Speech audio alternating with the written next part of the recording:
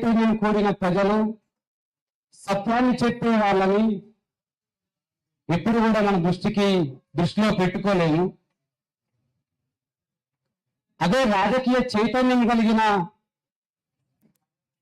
ప్రజలకు సత్యాన్ని ఇమిడ్చుకున్న తర్వాతకి అది చివరి వరకు కూడా సత్యాన్ని పట్టుకుని పోరాడతారే తప్ప ఎక్కడ కూడా వెనుకడుగు వేయరు.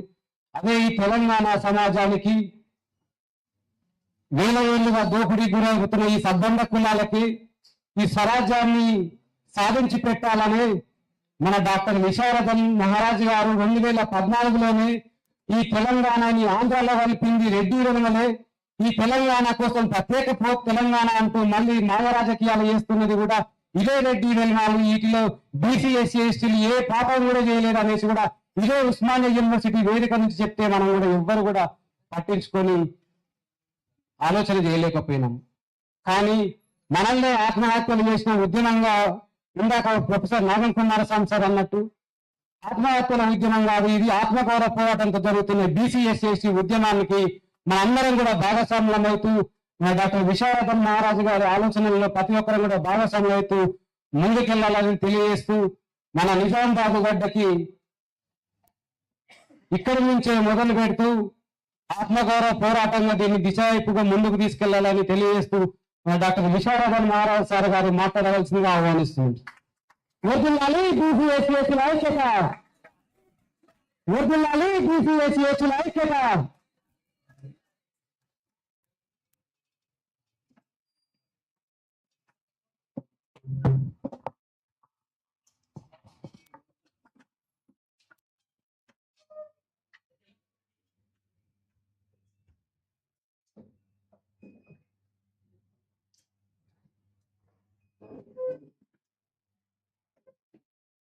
కుర్చీ తీయండి.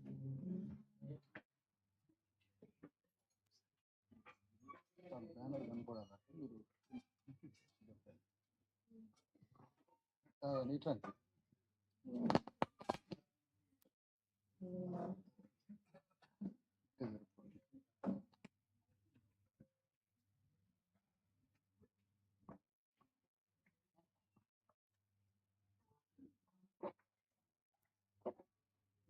నిజామాబాద్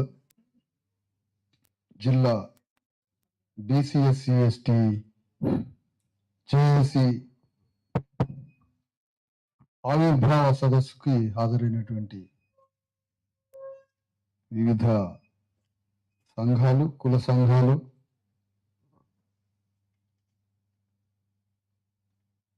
ప్రజా సంఘాలు, వేదిక మీద ఉన్నటువంటి సభాధ్యక్షులు, ఇప్పటిదాకున్న సభాధ్యక్షులు ఎవరు, మన గౌడ్ సాబ్ శ్రీనివాస్ గౌడ్ గారికి, ముఖ్య అతిథిగా విచ్చేసి ప్రసంగించిపోయిన చిరంజీవి గారికి, ఐఏఎస్ రిటైర్డ్ ఆఫీసర్, వేదిక మీద ఉన్నటువంటి నాగం కుమారస్వామి ప్రొఫెసర్ గారికి, చెన్నై గారు బాంసెఫ్ ప్రతినిధి సోదరి లలిత మేడం గారికి, ఇంకా వేదిక మీద ఉన్న పెద్దలందరికీ, ఈ కార్యక్రమాన్ని తెర వెనుక ఉండి నిర్మాణం చేసినటువంటి అనేక మంది జిల్లాలో ఉన్న నాయకులు, సుమన్, ప్రేమ్, మహిపాల్, ఇంకా కనబడిన అనేక మంది నాయకులకి అందరికీ నమస్తే. జై బీసీ ఎస్సీ ఎస్టీ, జై భారత రాజ్యాంగం.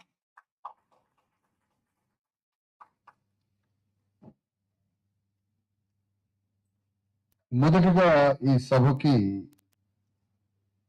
విశారదన్ గారికి అండా దండగా ఉంటాం, సహకరిస్తాం. ఇప్పుడే ఫ్రెష్గా మాట్లాడిన ఆయన నా వంతుగా ఏదైనా చేస్తా, నాకెవరు అండాదండగా ఉండొద్దా, నేను కుంటోని కాదు గుడ్డోని కాదు, నాకు సహకారం కూడా ఇవ్వద్దు, నా వంతు సహకారం ఇస్తా అనే మాట రావద్దు. రాజకీయ కోరికలు ఉన్నవాడు ఈ సభలో పాల్గొనండి, లేకపోతే బయటికి వెళ్ళిపో.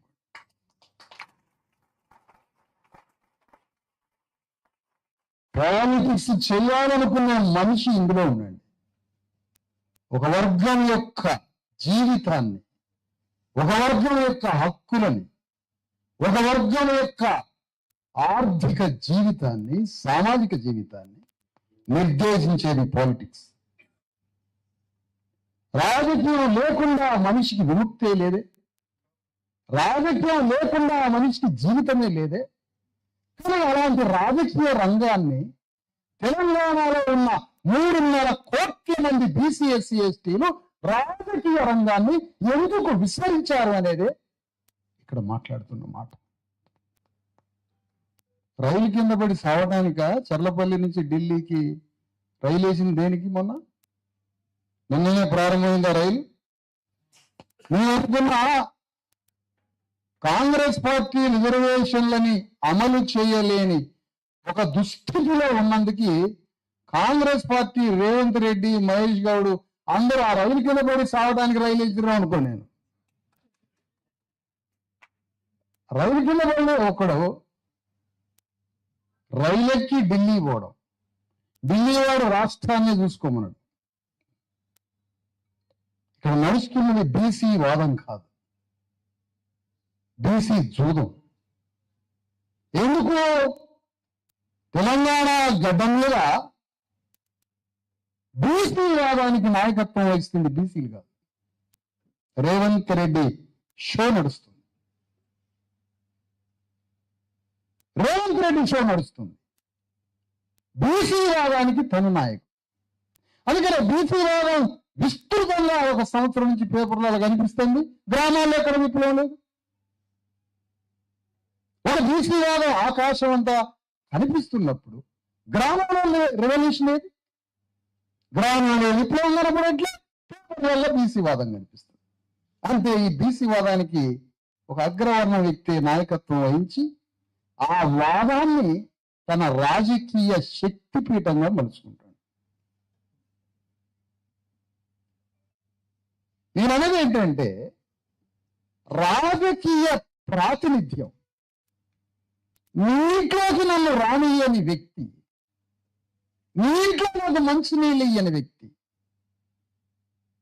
నీవు నన్ను ముట్టుకోని వాడివి, అంటుకోని వాడివి, నీతో సమానంగా చూడని వాడివి, నీటిలోకి రాలేని వాడివి, నువ్వు నా తరపున రాజకీయ ప్రతినిధి ఎట్లయితేరా? నువ్వు నా తరపున రాజకీయ ప్రతినిధి నా జీవితం గురించి నువ్వు పార్లమెంట్లో మాట్లాడతావు. ఎంతటి మోసం, ఎంతటి మోసం!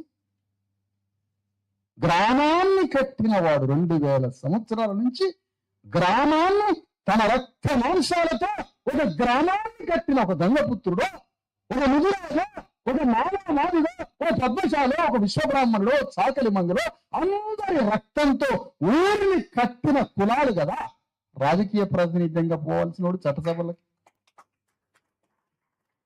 అతడుగా పార్లమెంటులో కూర్చొని, అసెంబ్లీలో కూర్చొని రాజకీయ ప్రతినిధిగా చట్టసభల్లో పోయి నా ఊరి బాగేంటి, నా బ్రతుకు బాగేంటి అని మాట్లాడుకోవాల్సింది ఆ వర్గ ప్రతినిధి. నా రక్తం దాగినోడు, నన్ను వాళ్ళ ఇంట్లో పెట్టుకొని జీతగాడిగా మలుచుకున్నాడు, నా రెక్కలు ముక్కలు చేసిన భూస్వామి, నా తల్లిదండ్రుల రక్తం దాగినాడు, పార్లమెంటు పోయి నా జీవితాన్ని బాగు చేస్తాడా? ఏం జోకిది? తెలంగాణ గడ్డ మీద ఎంత విచిత్రం అంటే, ఇది ఉద్యమాల పురిటిగడ్డ కాదు, పాడు కాదు. ఎదిగి అవలా మాటలు మనం మాట్లాడుకుంటాం. పురిటిగడ్డ ఎట్లయితే? పురిటిలోనే మనల్ని చంపిన గడ్డ ఇది. ఇది పురిటిగడ్డ కాదు, ఇది విప్లవాల కిల్ల కాదు. అన్ని విప్లవాల పేరుతో తెలంగాణ గడ్డ మీద జరిగిన సమస్త ఉద్యమాల బలి తీసుకున్న గడ్డ ఇది. ఏ ఒక్క ఉద్యమం తెలంగాణ గడ్డ మీద ఇప్పటిదాకా జరిగిన ఏ ఒక్క ఉద్యమం రాజకీయ ప్రతినిధులుగా తెలంగాణలో ఉన్న 3.5 కోట్ల మంది బీసీ ఎస్సీ ఎస్టీలని రాజకీయ ప్రతినిధులుగా ఏ ఒక్క ఉద్యమం మార్చలేదు. ఎవరు మార్చారు చెప్పండి? ఏ ఉద్యమం గంగపుత్రుని రాజకీయ ప్రతినిధిగా రమ్మని చెప్పింది? పద్మశాలిని రాజకీయ ప్రతినిధిగా రమ్మని చెప్పింది? ఒక కుమ్మరాన్ని రాజకీయ ప్రతినిధిగా రమ్మని ఏ పార్టీ, ఏ ఉద్యమం, ఏ కమ్యూనిస్ట్ పార్టీ, ఏ తెలంగాణ ఉద్యమం, ఏ తెలుగుదేశం పార్టీ, ఏ కాంగ్రెస్ జాతీయ ఉద్యమం, ఏ హిందూ బీజేపీ ఉద్యమం, ఏ సాయుధ పోరాటం, ఏ నక్సలైట్ మూవ్మెంట్, ఏ జనశక్తి, ఏ పీపుల్స్ వారు, 24 కమ్యూనిస్టు నక్సలైట్ ఆర్గనైజేషన్స్ ఎవరన్నా రాజకీయ ప్రతినిధిగా మనల్ని ఉండమని చెప్పిందా? రాజకీయాలు మేము చేస్తాం, మీరు మా వెంట రండి అన్నది. ఇక్కడ బేసికల్ పాయింట్, సెంట్రిక్ పాయింట్ ఏంటంటే తెలంగాణ గడ్డ మీద 3.5 కోట్ల మంది రాజకీయ ప్రతినిధులుగా మారద్దు. ద ఫండమెంటల్ రూల్ వాళ్ళకి. అందుకని తెలంగాణ రావడము అని అంటే అర్థం ఏంటి, తెలంగాణ తెచ్చుకోవడం అంటే అర్థం ఏంటంటే సమాధానం కూడా వాళ్ళు చెప్పారు.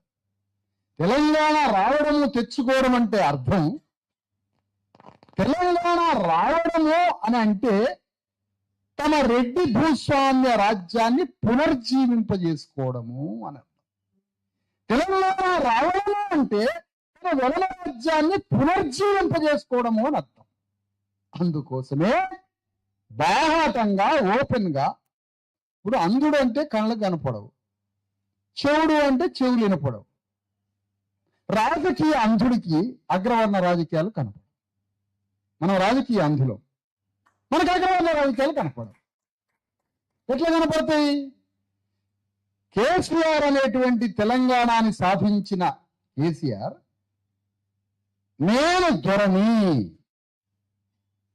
దొరని అని బాహాటంగా ప్రకటించి అన్న మాటలో అర్థం ఏంటంటే నా దొరల రాజ్యాన్ని, తెలంగాణ రాజ్యాన్ని నేను తెలంగాణ రాష్ట్రం ద్వారా పునర్జీవింపజేసుకున్నాను అని అర్థం. రివైవ్ చేసినాడు. తెలంగాణ ఒకప్పుడు వెలమ భూస్వాముల రాజ్యం, అది రాచకొండ కావచ్చు, అనేక సంస్థానాలకి వెలమ భూస్వాములు ఉండొచ్చు, వెలమ గడీలు ఉండొచ్చు. ఆ వెలమ గడీల రాజ్యాన్ని నేను పునర్జీవింపజేశాను. దేని ద్వారా? తెలంగాణ రాజ్యం ద్వారా. రేవంత్ రెడ్డి ముఖ్యమంత్రి అయిన తర్వాత పనిచేయాలి. రేవంత్ రెడ్డి ముఖ్యమంత్రి అయిన తర్వాత నేను పటేల్ని, నా తండ్రి పటేల్, నా తాత పటేల్ అనే లాంగ్వేజ్ ఎవరికి చెప్తున్నాడు? ఏమంటున్నాడు తను?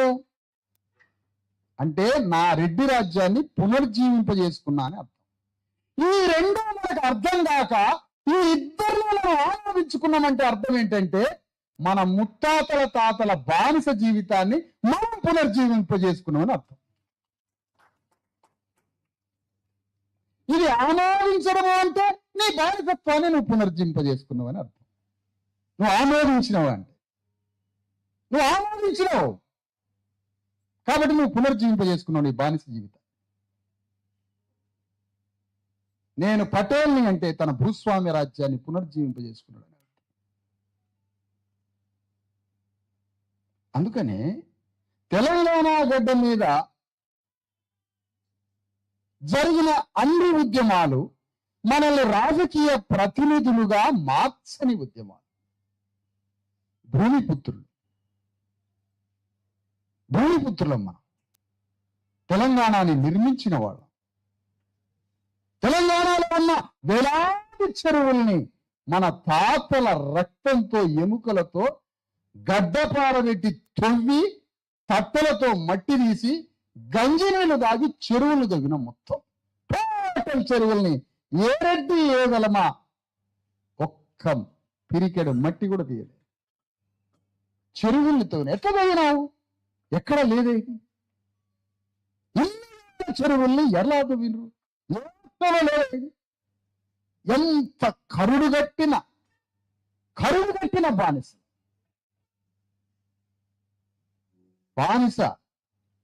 అంటే అమెరికాలో ఉన్న బానిసకి అన్నం పెట్టి బట్టలు ఇస్తారట.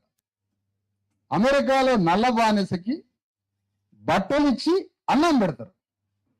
తెలంగాణలో బానిసకి బట్టలు అన్నం పెట్టకపోయినా పని చేసి చనిపోతాడు. ఎన్ని వేల చెరువులు తవ్వి ఉంటారు. ఒక్క దొరన్న ఈ చెరువు ఎవరు తవ్వారని చెప్పిండా? ఎవరు తవ్వారు ఈ చెరువు? నీ ఊళ్ళో ఉన్న 2 చెరువులు ఎవరు తవ్విండ్రు? నీ గ్రామంలో ఎవరు కట్టిండ్రు? ఆ గ్రామంలో 1,000 ఎకరాల భూమిని ఎవరు తిన్నారు? ఆ గ్రామంలో వచ్చేటువంటి ఉత్పత్తిని ఎవరు తీసి ప్రపంచానికి అందిస్తున్నారు? అతడేడి ప్రతినిధిగా, అతడెక్కడ రాజకీయ ప్రతినిధిగా. అందుకనే ప్రజాస్వామ్యం అంటే ఏంటి? ప్రజాస్వామ్యం అంటే దాని రూపం ఏంటి? దానికి స్ట్రక్చర్ ఏంటి? అసలు దాని కళ్ళతో చూడడం ఎట్లా? ప్రజాస్వామ్యం అంటే నిజామాబాదులో అట్టడుగు భూమి పొరలో చిక్కుకుపోయి మూగజీవులైన ఇన్ని కులాలు ఒక దగ్గర కూర్చొని ఈ రాజ్యంలో మా వాటా ఏమిటి అని మనందరం మాట్లాడుకునే ఈ దృశ్యమే ప్రజాస్వామ్యం. ఇదే ప్రజాస్వామ్యం, ఇదే ప్రజాస్వామ్యం. పార్లమెంట్ లో వాళ్ళు మాట్లాడే పొలిటికల్ ప్రజాస్వామ్యం కాదు అది. అది ప్రజాస్వామ్యం ఎట్లయితే? ఇది ప్రజాస్వామ్యం. ఇక్కడ బేసికల్ పాయింట్ ఏంటి అసలు? ఇక్కడ ఏంటి అసలు మెయిన్ పాయింట్ ఏంటి? ఇవో భారతదేశానికి స్వాతంత్రం వచ్చింది. ఈ స్వాతంత్ర సమయంలో ఒక్కడు కూడా ఇక ఈ దేశంలో ఇన్ని కోట్ల మంది బీసీ ఎస్సీ ఎస్టీలు ఉన్నారు. మీకు పార్లమెంట్ లో ఇన్ని కోట్ల మంది, 90% మంది, అంటే ఇప్పుడు సంఖ్య పర్సెంటేజ్ అనుకుంటే 140 కోట్లలో 120 కోట్ల మనమే. ప్రపంచంలో గ్లోబులో ఎక్కడ లేదు ఇంత జనాభా. 120 కోట్ల మందికి పార్లమెంటులో మన పర్సెంటేజ్కి ఎంత ప్రతినిధి ఉండాలి? మొదటి పార్లమెంట్ స్వాతంత్రం వచ్చినాక వాడు బ్రిటిష్ వాడు వెళ్ళిపోయినాక మన స్వాతంత్రం పోయింది. బ్రిటిష్ వాడు వెళ్ళిపోయినాక మొదటి పార్లమెంటులో గంగపుత్రుడు ఉన్నాడా? పద్మశాలి ఉన్నాడా? విశ్వకర్మ ఉన్నాడా? ఎందుకులే? పార్లమెంట్ మొత్తం బ్రాహ్మణ క్షత్రియ వైశ్యులతో నిర్మాణం అయిపోయింది. టోటల్ పార్లమెంట్ ఇన్ కంట్రోల్ బ్రాహ్మణ క్షత్రియ వైశ్య.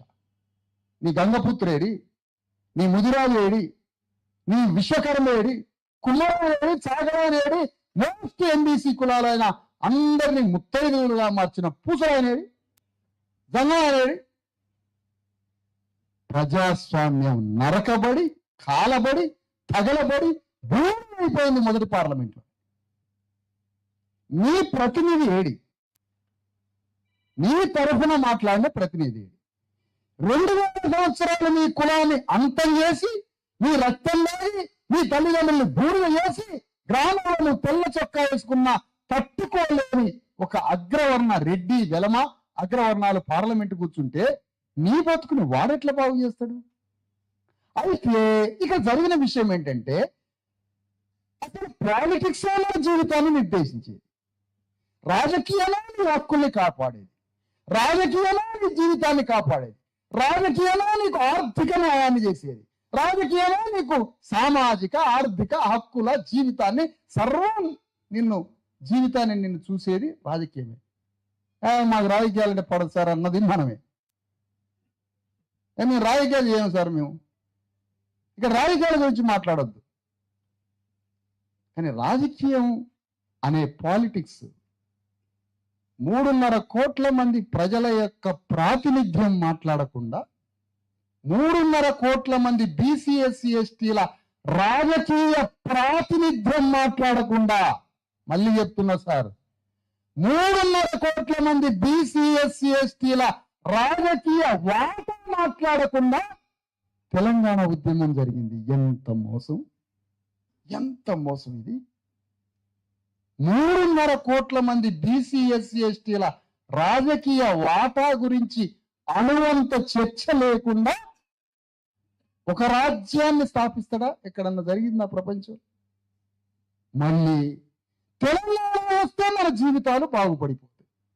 నీ ప్రాతినిధ్యం లేకుండా నీ జీవితం ఎట్లా బాగుపడుద్ది? ఒకటే క్వశ్చన్, ఎట్లా బాగుపడుద్ది? తెలంగాణ వచ్చినాక ప్రతి వర్గంలో రోడ్డు మీదకి వచ్చి మా బతుకులు ఆగమైంది, మా బతుకులు బాగుపడతాయి, ఆ రాజ్యం వచ్చిన తర్వాత మా బతుకులు ఆగమైంది. ఎందుకు ఆగం కావు? ఎందుకు ఆగం కావు? నీ ప్రతినిధి లేకుండా, నీ ప్రతినిధి లేకుండా ఒక రాజ్యం వచ్చినప్పుడు నీ బతుకు ఎందుకు ఆగం కాదు? ఎందుకు ఆగం కాదు? ఒక ఆర్థిక న్యాయం ఎట్లా చేస్తావు తెలంగాణ గడ్డ మీద? కోటి మంది ఇండ్లు ఉన్నాయి అనుకున్నాం. తెలంగాణలో కోటి ఇండ్లు ఉన్నాయి. కోటి ఇళ్లలో కలర్ టీవీలు ఉన్నాయి. కోటి ఇళ్లలో కలర్ టీవీలు ఉన్నాయి. పసుపు బోర్డు కాదు, కలర్ టీవీల పరిశ్రమ నిజామాబాద్లో పెట్టి నిజామాబాద్లో ఉన్న 20 లక్షల మంది బీసీ ఎస్సీ ఎస్టీలకి అందులో ఉపాధి కల్పిస్తే మా బతుకులు మారాయి మొత్తం. ఇది చైనా వాడు చేస్తాడు ఈ పని. ఇది చైనా వాడు చేస్తాడు. ఈ పని చైనా వాడు చేస్తే ఒక గ్రామంలో అందరూ కలిసి ఒక పరిశ్రమ లాగా పెట్టుకుంటే గవర్నమెంట్ 50%, వీళ్ళు 50%, 2 మ్యాచింగ్ గ్రాంట్ పెడితే పొద్దున లేవైన దువ్వాన వాడిదే, బ్రష్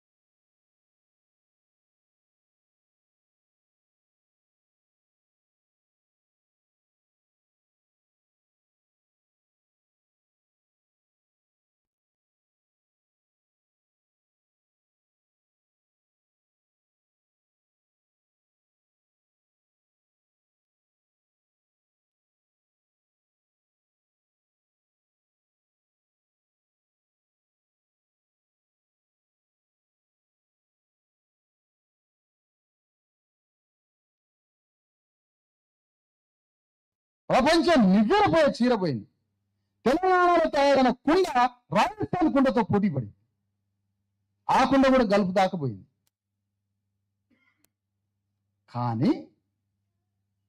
కానీ ఆ కుండ తయారు చేసిన, ఆ చీర తయారు చేసిన మనిషి జీవితం ఏంటి? అదిగో అలాంటి మనుషుల కోసం పార్లమెంటులో తెలంగాణ బిల్లుతో అనుబంధంగా వీళ్ళ జీవితాలని ఆర్థికంగా, రాజకీయంగా, సామాజికంగా మార్చడానికి ఎందుకు మార్చాలి? దానికి ఒక నిర్వచనం జరగాలి. బాగా క్యాచ్ చేయాలి పాయింట్. ఎందుకు మార్చాలి? తెలంగాణ రాష్ట్రం రావడం అంటే, తెలంగాణ రాష్ట్రం ఏర్పడడం అంటే ఒక సింహాన్ని, ఒక మేకని ఒక బోన్లో కట్టేయడంతో సమానం. రెడ్డి గారు సింహం, బీసీ ఎస్సీ ఎస్టీలు రెండు కలిపి ఒక బోన్లో కట్టేయడంతో సమానం. అంటే అది పీక్క తింటది. అంటే మరి తెలంగాణ రాష్ట్రం వస్తే అది పీక్క తింటది కాబట్టి వీళ్ళకి ప్రత్యేకమైన చట్టాలు కావాలి అని ఒక్కడన్నా ఆలోచించిందా? తెలంగాణ ఆంధ్రాతో కలుపుతున్న సమయంలో నిజామాబాద్లో నెహ్రూ గారు తుంటరి ఆడపిల్లని ఆంధ్ర ఆమెతో తెలంగాణ అమాయక తుంటరి వాడితో తెలంగాణ అమాయక ఆడపిల్లకి కలిపి పెళ్లి చేయడంతో సమానం అన్నాడు. ఆంధ్రాని తెలంగాణని కలపడం ఆయనకి ఇది, ఆయన నెహ్రూ గారి జ్ఞానం ఇది. కానీ మరి తెలంగాణ రావడం అంటే అర్థం ఏంటి? ఇప్పుడు బీసీ ఎస్సీ ఎస్టీ అమాయక మేకల్ని కుటుంబ మృగాలైన రెడ్డి ధర్మ దొరలని కలిపి ఒక బోన్లో పెట్టినట్టు. మరి అప్పుడేం జరగాలి? ఇదే ఈ 3.5 కోట్ల మంది 90% బీసీ ఎస్సీ ఎస్టీలకి రాజకీయంగా, సామాజిక భద్రతా పరంగా, రాజకీయంగా, సామాజిక భద్రతంగా, ఆర్థిక న్యాయానికి సంబంధించిన ఉప చట్టం తయారు కావాలి భూమిలో. అది ఎందుకు తయారు కాలే? ఇంకొక మాట అన్నాం, ఆ కేసీఆర్ను ఆ రెడ్లను ఇద్దరిని పిలిచారే పోయి మీకు తెలంగాణ రాష్ట్రం ఇస్తలే కానీ ఈ రెడ్డి వాళ్ళు మాత్రం పొరపాటున మీరు ఇద్దరు రాజకీయాలకు రావద్దు, అమాయకులు బతుకుతారా, వాళ్ళకి తెలంగాణ ఇచ్చేస్తా అంటే వీళ్ళు తెలంగాణ రాష్ట్రం రావాలంటారా వద్దంటారా? ఈ అవగాహన రాజకీయం తెలంగాణ వాడమా? వీళ్ళది వీళ్ళ తెలంగాణ వాడమా? తెలంగాణ ఉద్యమంలో 70 తెలంగాణ ప్రవేశానికి అనే సమయంలో, చెన్నారెడ్డి టైంలో, కేసీఆర్ టైంలో ప్రతి రెడ్డి ఈ తెలంగాణ వాదంతో నేను ఎంపీటీసీ కావచ్చు, జెడ్పీటీసీ కావచ్చు, మండలాధ్యక్షుడిని కావచ్చు, ఈ తెలంగాణ వాదంతో నేను ఎంపీని కావచ్చు, ఎమ్మెల్యే కావచ్చు, ముఖ్యమంత్రి కావచ్చు, ప్రతి వెలన ప్రతి రెడ్డి అనుకున్నాడు తెలంగాణ ఉద్యమం వచ్చినప్పుడు. కానీ మొత్తం బీసీఎస్సీలు తెలంగాణ వచ్చేసారి మా జీవితం బాగుపడింది, తెలంగాణ వచ్చేసారి మా జీవితం బాగుపడింది అని మనం అనుకున్నాం. మనం ఒక్కరు కూడా ఈ తెలంగాణ వాదం అనే వాదాన్ని వాడి మనం చట్టసభల్లోకి, అసెంబ్లీలోకి, పార్లమెంట్ లోకి పోవాలని ఒక్క బీసీఎస్సీ అనుకోవాలి. కానీ ప్రతి రెడ్డి గలమ ఈ వాదంతో మనం రాజకీయంగా అసెంబ్లీలో, పార్లమెంట్ లో పోవచ్చు అనుకున్నారు. అది జరిగిందిగా, పొరపాటు జరిగిందా లేదా? కానీ ఇప్పుడు వస్తున్న తెలంగాణ బీసీఎస్సీ వాదంతో అనుకోండి, మీ ఎమ్మెల్యేలతో, ఎంపీలతో ఈ వాదంతో చేస్తున్నాం. దానికోసమే పెట్టినాం బీసీఎస్సీ ఎస్టీ చేసి మనం ఎమ్మెల్యేలు, ఎంపీలు కావడం కోసం, ముఖ్యమంత్రి పీఠాన్ని పట్టుకోవడం కోసం పెట్టిన ఈ సంఘాన్ని.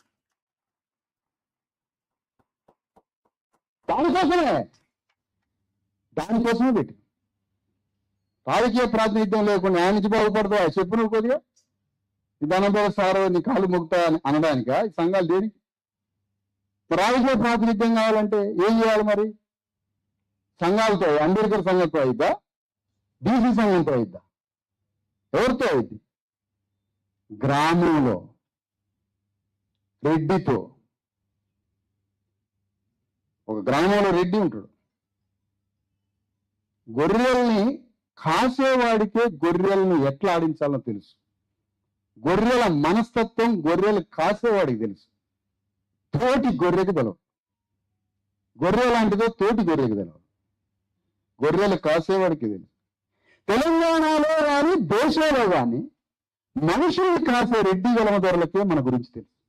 ఒక్కొక్క కులాన్ని ఎట్లా ఆడాలి, వీళ్ళ కాళ్ళు ఎట్లా ఎరగొట్టాలి, వీళ్ళని ఎట్లా వాడుకోవాలి, వీడు ఎప్పుడు అప్పుకొస్తాడు, వీడి కొంపల సమస్యలు ఎప్పుడున్నాయి, వాడు ముఖం చూసి వాడు ఎంత అప్పుకొస్తుందా, మాట్లాడటానికి వస్తుందని మొత్తం తెలుసు మనకి లెక్క.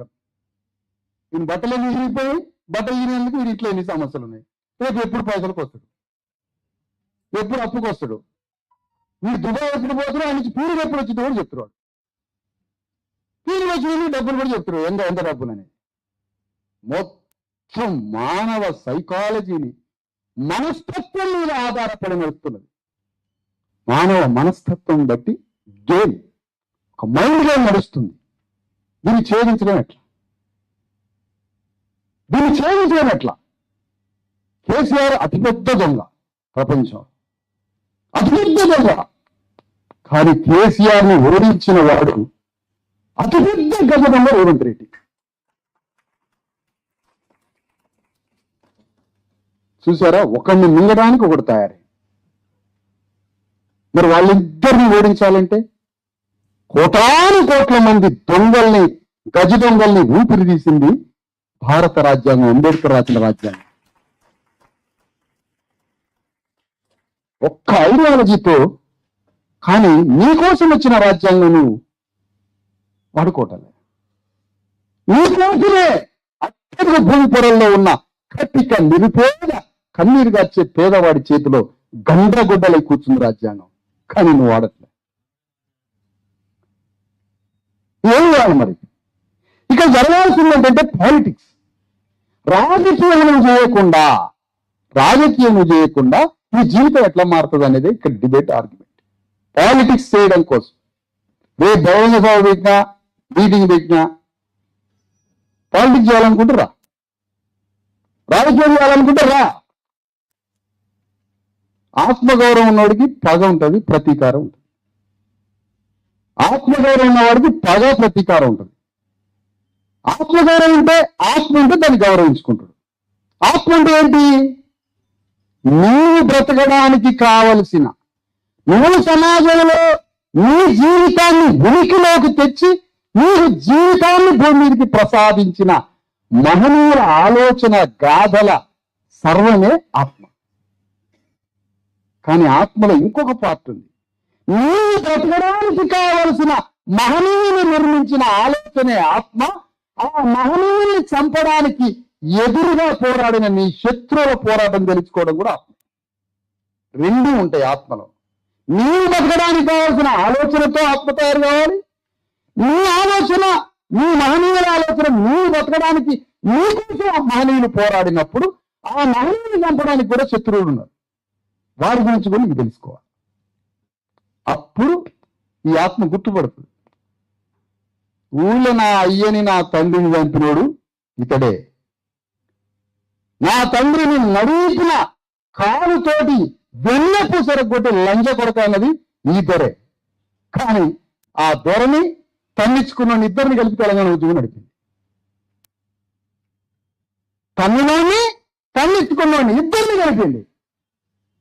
ఎందుకంటే అందశ్రీ పాటలో, గోరెడ్డి వెంకన్న పాటలో, గద్దరి పాటలో శత్రువుని చూపిలే. అమ్మా తెలంగాణలో శత్రువు చూసారా ఎక్కడన్నా పాటలో? క్లాస్ 8 నీ వర్గ శత్రువుని ఎందుకు చూపించలేదు గద్దర్? గోరెడ్డి వెంకన్న పాటలో క్లాస్ 8 వర్గ శత్రువుడి. అందశ్రీ పాటలో తెలంగాణ మొత్తాన్ని అలంకరించి తెలంగాణలో వర్ణన చేసి ఆ వర్ణన పాటలో మన శత్రువుని చూపించలేదు కదా పాటలో. ఊగిపోయాం కదా పాటల్లో. వాళ్ళ కళాలని, గళాలని శత్రువుని చూపలేకుండా వాళ్ళతో రాయించింది ఈ భూస్వామ్య వ్యవస్థ. తెలంగాణ వచ్చాక కుమిలి కుమిలి కుమిలి బయటికి చెప్పలేక, ఎవరితో అనలేక కుమిలి కుమిలి కుమిలి కుమిలి కుమిలి చనిపోయింది కదా. నా ప్రజలకి మార్గాన్ని, దారిని ఇవ్వకుండా మరణిస్తున్నారు. ఎంతమంది గ్రహించారు ఇది? కుమార్ భాయ్, ఎంతమంది గ్రహించారు? నా విశ్లేషణ ఇది. నా విశ్లేషించే హక్కు నాకు ఇది. నా హక్కు ఇది. గద్దర్ మీద చెప్పే హక్కు. ఐడియాలజికల్ గా నేను వారసు. సూర్యకిరణ్ దేహానికి వారసుడు. గద్దరు ఇట్లా అయితే బాగుండేనే నేను కలలు కంటున్న వారసు. కుమిలి చనిపోయాడు. మార్గం ఇవ్వలేకుండా పోతున్నాను.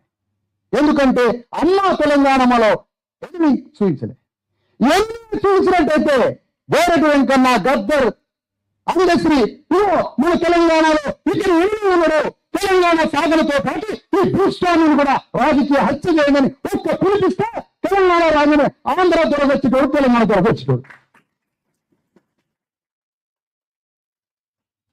కానీ గేమ్ అట్లా జరగలే. ఆట అట్లా జరగలే. కథ అద్భుతంగా వెనకొండి నడిపించారు. పాటలో నువ్వు శత్రువు చూపించొద్దు.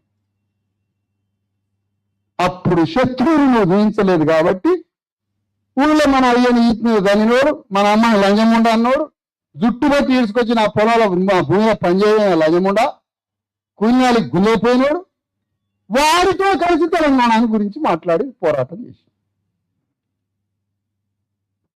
సైతాన్ భగవాన్ ఎట్లా కలుస్తాయా? ఎట్లా కలుస్తుంది సైతాన్ భగవాన్? ఊరిని ఉరిమించిన వాడు మన రక్తం దాగినోడు, ఊరిని ఉరిమించిన బానిస శ్రామికుడు.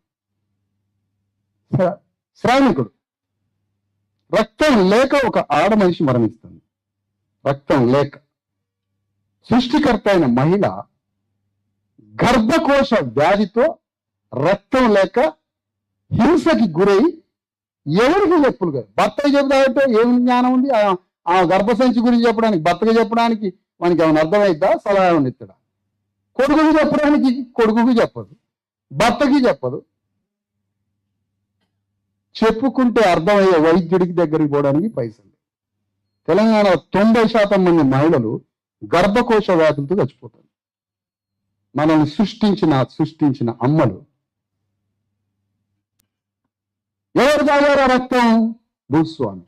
రక్తం కానీ జన్మ కూడా సృష్టించలేనటువంటి ఆ తల్లికి పుట్టిన బిడ్డలో తల్లి రక్తం తాగిన భూస్వాములతో కలిసి తెలంగాణ తెచ్చుకున్నాం. ఇదేనా తెలంగాణ? ఏం పురిటి గడ్డ ఇది? నేను నల్గొండ పోతే ఇప్పుడు వాళ్ళ కిల్లా అంటాడు, కరీంనగర్ పోతే అదొక కిల్లా అంట. ఏం కిల్లరా నాయన? ఏం కిల్లా చెప్పుకోదే? ఈ రాజకీయ ప్రాతినిధ్యం ఏది? కరీంనగర్లో కమ్యూనిస్ట్ పార్టీకి వెళ్ళిన ద్వారా ఆ ఇంట్లోనే, బీజేపీకి వెళ్ళిన ద్వారా ఆ ఇంట్లోనే, తెలుగుదేశానికి ద్వారా ఆ ఇంట్లోనే, నక్సలైట్కి ఆ ఇంట్లోనే ద్వారా, టీఆర్ఎస్కి ఆ ఇంట్లోనే ద్వారా. ఎవరు మనకి శత్రువు, ఎవరు మిత్రుడు? పరధర్మం ఏంటి, స్వధర్మం ఏంటి? నీ ముఖం ఏంటి, నీ ద్రోహం ఏంటి? ఫలానా అడవిలో ఫలానా జంతువుని గుర్తుపడుతుంది. ఈ జంతువు నన్ను బీక్క తింటానికి వస్తుందని ఇంకో జంతువు గుర్తుపడుతుంది. నువ్వు ఎవరిని గుర్తుపడట్లేగా? నీ బతికేందుకు? నవ్వటానిక? ఒకటే జోకులు. మళ్ళీ ఎవరైనా జోకులు అయితే నవ్వటం, 3-4 రోజులు నవ్వటం. డెమోక్రసీ వచ్చిన తర్వాత నాటకం మొదలైంది. ఎన్నికలు వచ్చినాక నాటకం మొదలైంది. తినరానే, తాగిన రానే అని రెడ్డి ఆయన అనేసరికి ఆ మాట గుర్తొచ్చు. రింగుటోని పెట్టుకుంటాడు అవసరం అయితే. ఆ మాట తిన్నరానే అని మనల్ని ఎవడనంటే దాన్ని రింగుటోని పెట్టుకుంటాడు. అత్తాను తెలియదు మనకి. తిన్నరానే తాగిన అన్న నేరానికి బాధ్యత మళ్ళీ 10 ఏళ్ళు. ఎక్కడ మాట్లాడాలో తనకు తెలుసు. అంటే మీసాలు నిలవేసిన ఒక భూస్వామి, కనుగుట్లని నిప్పురవల్లాగా మార్చుకున్న ఒక భూస్వామి, అంజరక అన్న భూస్వామి ఎన్నికలు వచ్చినాక నవ్వు ముఖం పెట్టి తిన్నరా అని అన్నాడు.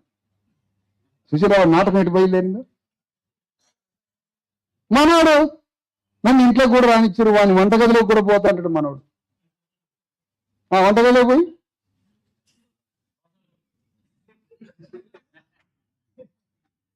ఈ తెలంగాణలో ఆడుతున్న నాటకం. అందుకనే తెలంగాణ రాష్ట్రం రావడానికి నీకు రాజకీయ ప్రాతినిధ్యం లేని తెలంగాణ వస్తే అంటే సస్తే అంటే అంటారు. నీకు రాజకీయ వాటా లేని తెలంగాణ వస్తేంది సస్తేంది. ఎందుకు ఈ మాట అంటున్నా? వెలమదొరలకి రెడ్డిదొరలకి నీకు రాజకీయ ప్రాతినిధ్యం లేకుండా తెలంగాణ ఇస్తా అని సోనియా గాంధీ, మన్మోహన్ సింగ్ అంటే వాళ్ళు ఒప్పుకుంటారా? వాళ్ళు ఒప్పుకున్నావు. నాకు కావాలి నువ్వు అని నేను అట్లా ధోరణిస్తా. నేను కావాలి, అంత కావాలా? రేపు దాకా కూర్చుంటావు నువ్వు కూడా ఉండు. నీకు రాజకీయ ప్రాతినిధ్యం.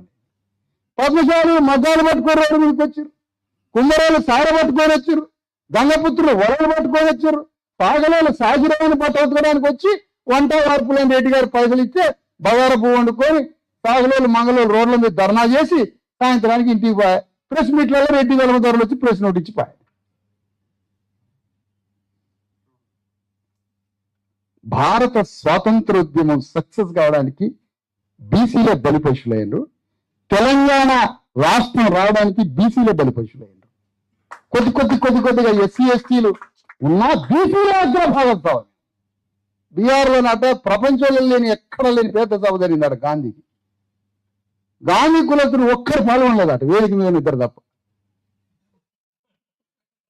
ఒక్కరు పాల్గొనలేదట. నెహ్రూ గారి మనుషులు ఎట్లాగో పాల్గొనరు. ఈ దొంగల్ని గుర్తుపెట్టలేని అంధత్వం. ఎందుకంటే నీకు రాజకీయ అక్షరాస్య లేదు కాబట్టి. వాడికి ఫేస్ లిటరసీ తెలుసు. ఫేస్ లిటరసీ అంటే నువ్వు అప్పుకొత్తను అని ముఖం మీద ఉంటే వాడికి అక్షరాలు అని ఈడ దూతుడు మనవాడు. ఇట్లా ఈడు 10,000కి వచ్చాడు అని వాడికి తెలుసు. ఏంటంటే కింద కాలు మీద కాలు పెట్టి గీరుతా ఉంటాడు. భూమి కడితే ఆ భూమి ఇంత లోతు దిగింది. ఏంటంటే వీడు చెప్పలేక వీడి ఫోర్స్ అంతా భూమిని తవ్వుతాడు కోడిని తవ్వినట్టుగా. ఆ లోతు చూసుకొని వీడు ఎన్ని వేలకు వచ్చిండో వాడు చెప్తాడు. అడగడానికి మా ఊరిని కట్టిన పైసలు అడగండి. ఊరిని కట్టినా అడగలేము. అసలు కూలి మొత్తం అయినా కూడా అడగలేము మనం.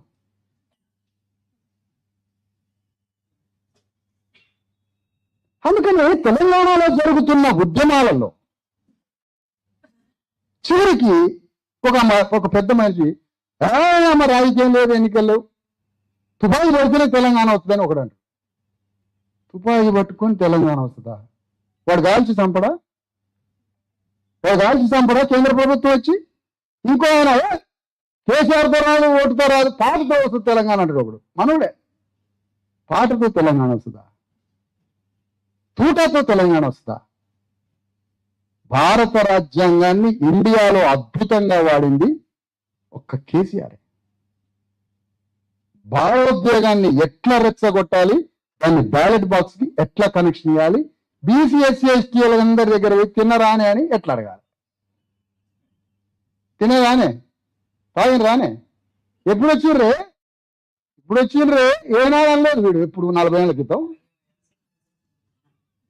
నేను మాట్లాడినా తెలంగాణ ఈ ఎప్పుడు వచ్చిండ్రే తిన్నరానే తాగినరానే. ఇది రెడ్డి వెలమదొరలు ఇద్దరు పాటించేసరికి మనోడు రింగిటోన్లు పెట్టుకున్నాడు. పోనీ భుజం మీద చేద్దామా, వీడు భుజం కడుక్కోడు 6 నెలల దాకా చేసిండు. చేయకండి ఇద్దామా, చేయగలడు. ఎందుకంటే రెడ్డి గారు అందంగా మంచిగా తయారై ఆయన మనం చూస్తున్నాం అనుకో ఇట్లా. ఇప్పుడు 6 నెలల దాకా నిద్రపోడు. అసలు అట్లే 6 రూపాయలు కనిపిస్తుంది మన ఊళ్ళో. ఏ ఉన్నాడా మా నాయకుడు, ఆ అందము, ఆ బంతి పువ్వు లాంటి ముఖం, పసుపు కొమ్మలాగున్నాడు. ఇది నిజామాబాద్ పసుపు బోర్డు. ఆడి పసుపు ముఖం, ఆ బంతి పువ్వు ముఖం నీ రక్తంతో వచ్చింది. వానికి నీ రక్తంతో వచ్చింది.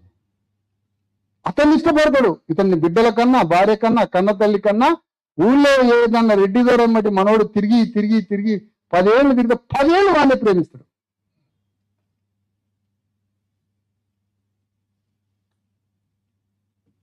ఇక్కడ బేసిక్ పాయింట్ ఏంటంటే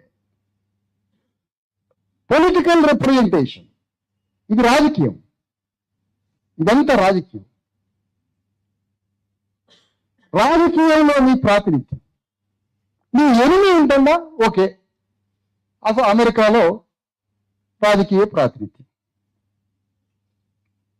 నల్లవాళ్ళని బాగు చేయాలి. నల్లవాళ్ళని నువ్వెవడురా బాగు చేయడానికి?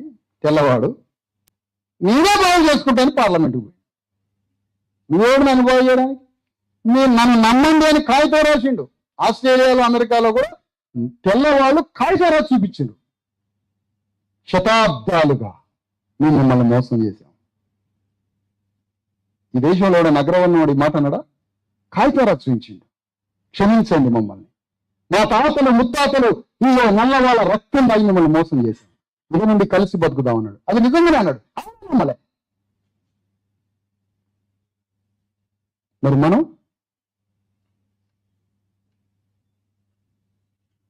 తెలంగాణలో నీ రాజకీయ ప్రాతినిధ్యం. ఓకే, తెలంగాణ వచ్చింది, రేవంత్ రెడ్డి కేసీఆర్ని తెలంగాణని ఒక management politics, human face politics కాదు, కాన్స్టిట్యూషనల్ డెమోక్రసీ పాలిటిక్స్ కావాలి. ఒక 10 మంది రిటైర్డ్ కలెక్టర్లకి ఈ గవర్నమెంట్ని ఎట్లా నడపాలి, వానికి బిచ్చం మెతుకులు ఎట్లా వేయాలా, ఆ తెల్ల రేషన్ కార్డు, ఆ పింఛన్లు అవన్నీ ఎట్లా మేనేజ్ చేయాలా, ఐడియా, ఎయిర్టెల్ రేట్లన్నీ లాస్ట్కి ఒకే పైసలు వస్తాయి వాళ్ళకి. కానీ ఆ స్కీమ్ ఈ స్కీమ్లు పెట్టినట్టే తెలంగాణలో మొత్తం ఎట్లా మేనేజ్ చేయాలి అని ఒక 10 మంది ఐఏఎస్ ఆఫీసర్లకు ఒప్పు చెప్తారు రేవంత్ రెడ్డి. వాడే చూసుకుంటాడు ఈ అప్పులు గిప్పులు మొత్తం ఎవరికి ఎన్ని వేయాలనేది. ఇతను చేసేదంతా భేతాళ మాంత్రికుడి రాజకీయం, భేతాళ మాంత్రికుడి రాజకీయం. ఆ మాంత్రికుడి రాజకీయం కేసీఆర్ని ఎట్లా మింగాలి, రేవంత్ రెడ్డి యొక్క రాజకీయం బీజేపీని ఎట్లా మింగాలి, లేదా బీజేపీతో కలిసే కేసీఆర్ని దెబ్బకొట్టాలా.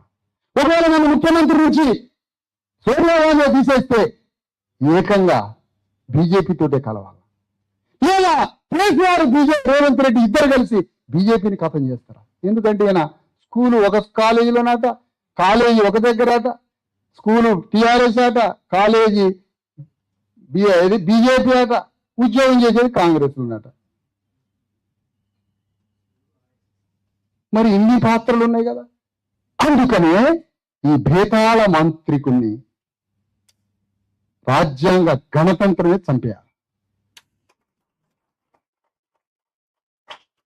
దీనికోసం నేను చంపుతున్నా, నన్ను రేవంత్ రెడ్డి చంపుతుడా? ఎందుకు ఈ మాట అంటున్నా? భలే మాట్లాడండి యూట్యూబ్లో మాట్లాడే యూట్యూబర్ను కాదయా, ఇది ఉద్యమం, ఇదంతా ఉద్యమం. రోజు 24 గంటలు ప్రజా ఉద్యమం చేస్తుంటే ఆ ఉద్యమాన్ని ఎవరో పోరగాడు తీసి, ఎవరో ఒక మీడియా మిత్రుడు అనిల్ లాంటి వాడు తీసి, ఇంకో మీడియా మిత్రుడు తీసి దాన్ని మీడియాలో పెడతాను. నేను యూట్యూబర్ని కాదు, మిమ్మల్ని యూట్యూబ్లో చూస్తున్నాం వచ్చి, యూట్యూబర్ని కాదు, నేను ఉద్యమకారుణ్ణి, మాట్లాడటం నేర్చుకోవాలి. యూట్యూబ్లో చూస్తున్నావు, నేను యూట్యూబర్నా? ఉద్యమకారుణ్ణే. తెలంగాణ గడ్డ మీద పేదలకి మంగళకి రాజకీయ వాటాను అడిగే ఉద్యమకారులు. వాటా కావాలి. పెద్ద మనిషి చిరంజీవి గురించి మాట్లాడిన బాగానే ఉంది. ఎట్లా ఈ వాటాలు బయలుదేరింది తెలంగాణలో? స్వరాజ్య పాదయాత్ర ద్వారా ఒక్కొక్క కులం తెలంగాణ గడ్డ మీద వాటా అని సింహనాదం చేయబట్టి ఇవాళ తెలంగాణలో మొత్తం వాటా కులాల వాటా పుట్ట పగిలిపోయింది. పుట్ట పగిలిపోయింది. వాదం జరుగుతూ ఉంది, మండుతూ ఉంది. భారతదేశంలో ఎక్కడా లేకుండా ఇక్కడ పెట్టింది తెలంగాణ కులగణలో 2 శక్తులు. కులగణని నేను లెక్క పెడతాడు రాహుల్ గాంధీ. పాపం అయ్యా రాహుల్ గాంధీ నువ్వు కాశ్మీరు పండిట్ బ్రాహ్మణుడివి. నెహ్రూ, మోతీలాల్ నెహ్రూ వాళ్ళ నాన్న వాళ్ళ తాత కాశ్మీరీ పండిట్ బ్రాహ్మణ్ వజ్రాల వ్యాపారులు. వాళ్ళు కాశ్మీరీ పండిట్లు. నెహ్రూ పండిట్ అంటే విద్వాంసుడు అని మీరు అనుకున్నారు. పండిట్ పాన్ బండార్ అంటే బ్రాహ్మణుడి యొక్క పాన్ షాప్ అని అర్థం. అయ్యంగారు బేకరీ అంటే బెంగళూరు ఆయన కాదు, బ్రాహ్మణుడి యొక్క డబల్ రొట్టెల దుకాణం అని. నవ్వండి సార్, నాకన్నా నవ్వచ్చు. నవ్వాలి కానీ చిన్న నవ్వితే ఎట్లా? పండిట్ పాన్ బండార్ అంటే బ్రాహ్మణుడి దుకాణం, పాన్ షాప్ అని. మోతీలాల్ నెహ్రూ కొడుకు లండన్లో పెద్ద చదువు గిది లేకుండా పెద్ద బేవర్కి దిగేదట లండన్లో. అందరికీ సిన్సియర్గా అవుతుంది. అలాంటి ఆయన మన అదృష్టం కొద్దీ దేశ ప్రధాని అయింది. అదృష్టం దరిద్రంలాగా పట్టుకుంది. అదృష్టం ఎట్లా పట్టుకుంది? బీసీఎస్సీలకి దరిద్రం అదృష్టంలాగా పట్టుకుంది. నెహ్రూ అయింది బాగా. ఈ నెహ్రూ దేశ ప్రధాని అయింది. ఇక్కడ రేవంత్ రెడ్డి కూడా కులగణంలో ఇన్వాల్వ్ అయినప్పుడు నెహ్రూ యొక్క వారసుడు రాహుల్ గాంధీ కులగణన గురించి మాట్లాడుతున్నాడు. అద్భుతంగా కులగణన గురించి మాట్లాడుతున్నాడు. కులగణన అంటే ఏంటో తెలుసా? Nothing but socialism. సోషలిజమే. ఏంటి దాని అర్థం? భారతదేశం కులాల వ్యవస్థ, ఇక కులాలను లెక్క పెట్టాలి. అదే గణన, అదే రిపబ్లిక్ స్టేట్ అంటే కులాలను లెక్క పెట్టడం. డిఫైన్ చేయాలి. కొద్దిగా దగ్గర రాదమ్మా. కులగణన అంటే రిపబ్లిక్ స్టేట్.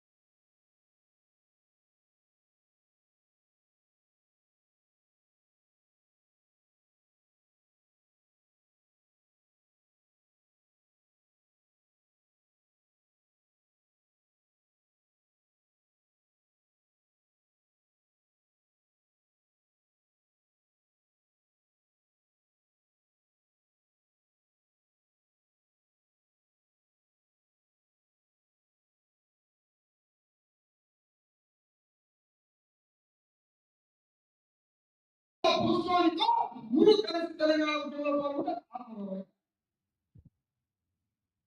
మీ గ్రామంలో ఉన్న రెడ్డితో వెలమతో ఎదురెదురుగా నిలబడి రాజకీయంగా ఢీకొనే మన జేఏసీతో ఉద్యమం చేసే గంగపుత్రుడికి రేపు ఆత్మగౌరవం ఇస్తుంది. ఎందుకు ఈ శిబిరం పాలిటిక్స్ చేయాలా, గ్రామాల్లో రాజకీయం చేయాలి. రాజకీయం చేయాలంటే ఆయన భూస్వామి మెట్లన్నీ దిగి ఇట్లా నిలిచిన మీసాలను కూడా నాయి బ్రాహ్మణుడి దగ్గర పోయి మీసాలు కింది కానీ కనుగుడ్లు బాగున్న కనుగుడ్లు నాకు ఇప్పించలాగా చేసిన ఆయన నవ్వు ముఖం పెట్టి తిన్నరానే తాగిండ్రా ఆయన అన్నాడు కదా. ఇప్పుడు ఈ బీసీ ఆయన పోయి మిగతా కులాన్ని బలకరియాల, మాలోళ్ళని మాది వాళ్ళని తోటి బీసీలు నేను బలకరియాను అంటే మీకు రాజకీయ వాట రాదు. మీకు రాజకీయ వాట రాదంటే మీ తల్లికి నెత్తురు రాదు. నీ తల్లికి నెత్తురు రాదు కానీ తల్లి చనిపోదు. నీ కులాన్ని నువ్వే చంపుతున్నావు. నీ రాజకీయ వాటా లేని అజ్ఞానంతో నీ భూమి మీద, సంపద మీద, రాజ్యం మీద నీ వాటా అడగని నేరంగా నీ కులాన్ని, నీ కుటుంబాన్ని నీవే చంపుకుంటున్నావు. ఎవరు చంపట్లేదు. ఇప్పుడు రాజకీయ ప్రాతినిధ్యం కావాలి. రాజకీయ ప్రాతినిధ్యం మాట్లాడదామా, కాలాతీతం ఇది. ఇప్పుడు రాజకీయ ప్రాతినిధ్యం మాట్లాడాలి. రాజకీయ ప్రాతినిధ్యం మాట్లాడాలంటే నీవు రాజకీయ నాయకుడిగా మారాలి. నీ కళ్ళు, నీ ముఖం, నీ స్వభావం, నీ బట్టలు, నీ నిలబడే విధానం, నీ చూపు, నీ జ్ఞానం, నీ మాట, నీ వాక్కుతీరు, నీ క్యారెక్టర్, నీ బాడీ స్టైల్ మొత్తం మారిపోవాలి. కొత్త రూపంలోకి రావాలి. అదే పూలే అంబేద్కర్ని కోరుకునేది నిన్ను.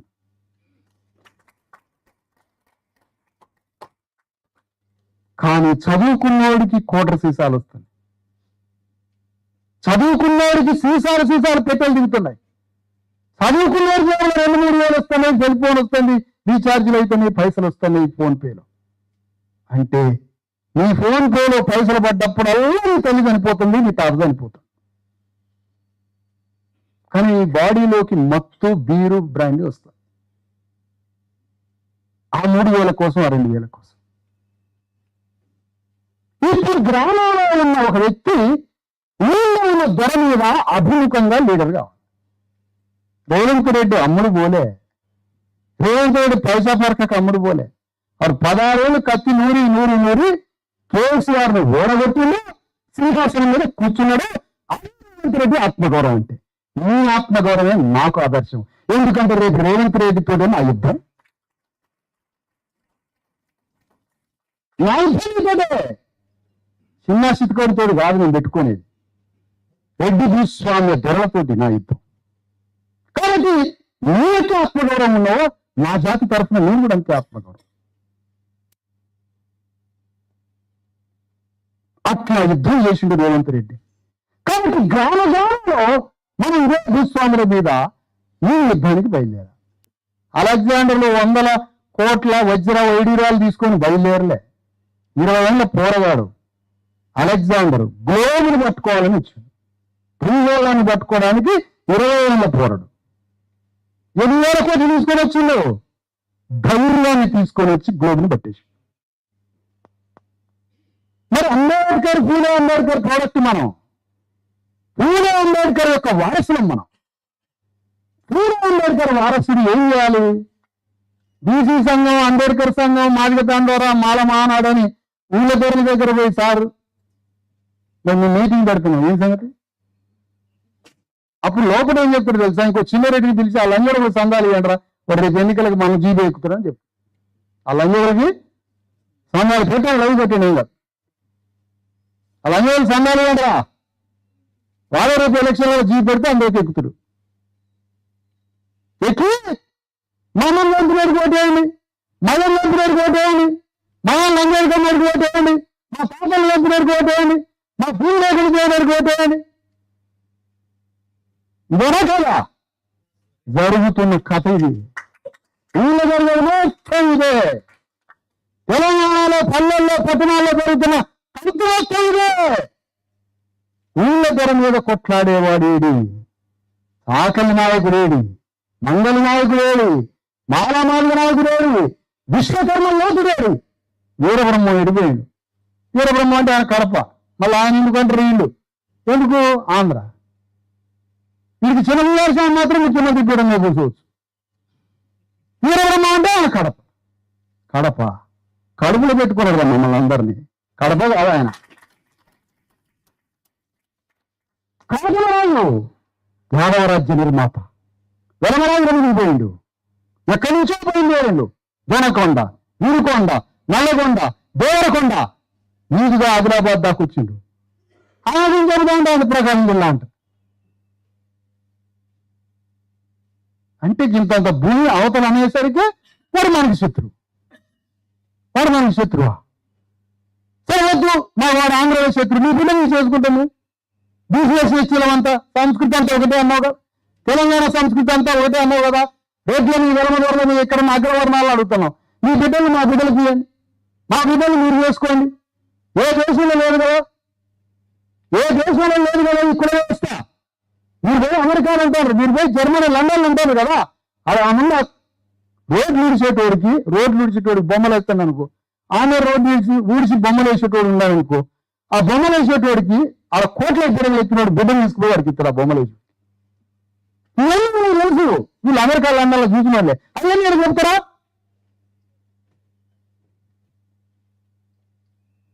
ఎంత స్పష్టంగా ఉన్నారంటే రేవంత్ రెడ్డికి శాశ్వత శత్రువు కేసీఆర్ అనుకుంటే కేసీఆర్ ని ఖతం చేయాలి. అది క్లియర్ అయితే ఇక రేవంత్ రెడ్డి 20 ఏళ్ళ రాజకీయం చేస్తా ఉంటానుగా, 20 ఏళ్ళు ఇతను ముఖ్యమంత్రి ఉండాలని. అతనికి శాశ్వత శత్రువు రేవంత్ రెడ్డి కేసీఆర్. ఇతను పోతే అతను క్లియర్ గా రాజ్యం కాదు. మరి మా దగ్గర అభిప్రాయం ఉంది. రేవంత్ రెడ్డి మొత్తం బీసీఎస్సీ ఎస్టీలకి రాజ్యం ఒప్పచెప్తే మీ కాంగ్రెస్ పార్టీ గెలుస్తుంది. ఒప్పచెప్తావా? కేసీఆర్ ఓడిపోతాడు. కేసీఆర్ ఇప్పుడు మురుగు లోపడం ఒళ్ళంతా మురుగు వస్తాడు. ఏం చేయాలరా అని. ఇది దొంగం కాదు, భూతాయం ఉండడానికి వచ్చింది రేవంత్ రెడ్డి అని తలుపులు వేసుకొని సంశయ సత్వాల మీద కూర్చుంటున్నాడు పైన. ఏమొస్తున్నాడు భయానికి. కింద కూర్చున్నా కూడా భయం, క్లియర్. సత్వాల మీద కూర్చుంటాడు దుప్పలు కప్పుకొని. మరి అట్లా భయపడుతున్నాడు కదా. ఒక్క మాటతో రేవంత్ రెడ్డిని ఎవరు కొట్టచ్చు. నా రాజ్యం బీసీఎస్సీ ఎస్టీలకే ఒప్పు చెప్తాను అంటాడా? అంటే నీ రాజ్యం గౌరవించడే, రేవంత్ రెడ్డి రాజ్యమే రావాలా. ఎందుకు?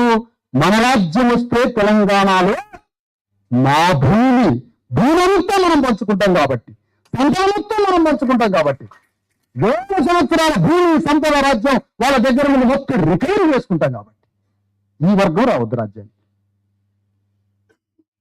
ఇప్పుడు ఏంటి దీనికి సమాధానం? మిమ్మల్ని యూట్యూబ్ లో చూస్తున్నా సార్, బరిగా మాట్లాడతారని. పనుకోనేటప్పుడు మాట్లాడుతా సార్ అంటే ఒక అంటే జోరమాట నాదేమన్నా. చాలా మంది పండుకునేటప్పుడు చూస్తా. నాతోటి ఫోటోలు దిగిన వాళ్ళ సంఖ్య నాకు ఓట్లు ఇస్తే ఇవాళ రాజ్యం వచ్చేది. ఛాయ్ తాగడం అంటారని దిగుదామంటే ఫోటోలు ఏంటంటే యూట్యూబ్లో చూస్తాను. యూట్యూబ్లో చూసుడు కాదు, ఇది రాజకీయ యుద్ధం. బీసీఎస్సీ ఎస్టీలు తెలంగాణ గడ్డ మీద చేసే ఒక రాజకీయ యుద్ధం. దానికి గ్రామంలో మన జీవితాన్ని మనమే మోల్డ్ చేసుకోవాలి, మార్చుకోవాలి. అనేక ఉద్యమాలు, పద్యం మాడేటోడు, పాటలు చెప్పేటోడు, సాహిత్యం మాట్లాడేవాళ్ళు, కథలు, సాహిత్యం, పద్యాలు, పాటలు, ఆర్టికల్స్, ఉద్యమాల్లో పోయి మాట్లాడి మా వంతుగా చేస్తాం, మీకు సహకరిస్తాం. ఇవన్నీ బంద్ చేయాలా? నువ్వు ఊళ్ళో రాజకీయ నాయకుడిగా యుద్ధం చేయడానికి శ్రమించాలా, త్యాగం చేయాలి, యుద్ధంలో పాల్గొనాలి. అప్పుడే నీకు రాజ్యం వస్తుంది. రాజ్యం వీరభోజ్యం. దానికోసం జరుగుతున్నటువంటి పోరాటం పూలే అంబేద్కర్ ఉద్యమానికి కొనసాగింపు చేసి అంత పెద్ద ఉద్యమం తెలంగాణ గడ్డ మీద చేస్తే మనకి రాజ్యం వస్తే మన జాతులు బాగుపడతాయి. లేదంటే బలవంతుడే మొత్తం ఆక్రమిస్తాడు. బలవంతుడే భూమిని, రాజ్యాన్ని, సంపదని తన ఆధీనంలో పెట్టుకుంటాడు. భూమిని, రాజ్యాన్ని, సంపదని బలవంతుడే తన దగ్గర పెట్టుకున్నప్పుడు బలహీనుడు మరణిస్తాడు ఆహారం లేక. బలహీనుడి తరఫున యుద్ధం, ఉద్యమం, పాట, ధిక్కారం మొత్తం బయలుదేరితే బలవంతుడి దగ్గర ఉన్నటువంటి సంపద, రాజ్యం లూజ్ అయి విడుదలై పడతా ఉంటాయి కింద. అప్పుడు మనం బతుకుతూ ఉంటాం. ఆ బలవంతుడి మీద యుద్ధం చేయడానికే భారత రాజ్యం వచ్చింది బలహీనుడి తరపున.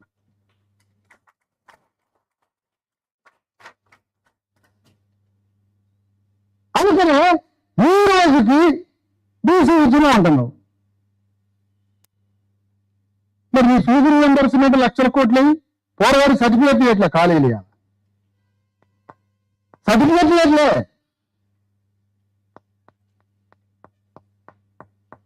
ఈ పని ఎవరు చేయాలి? రోజు ఎవరు చేయాలి ఈ పని?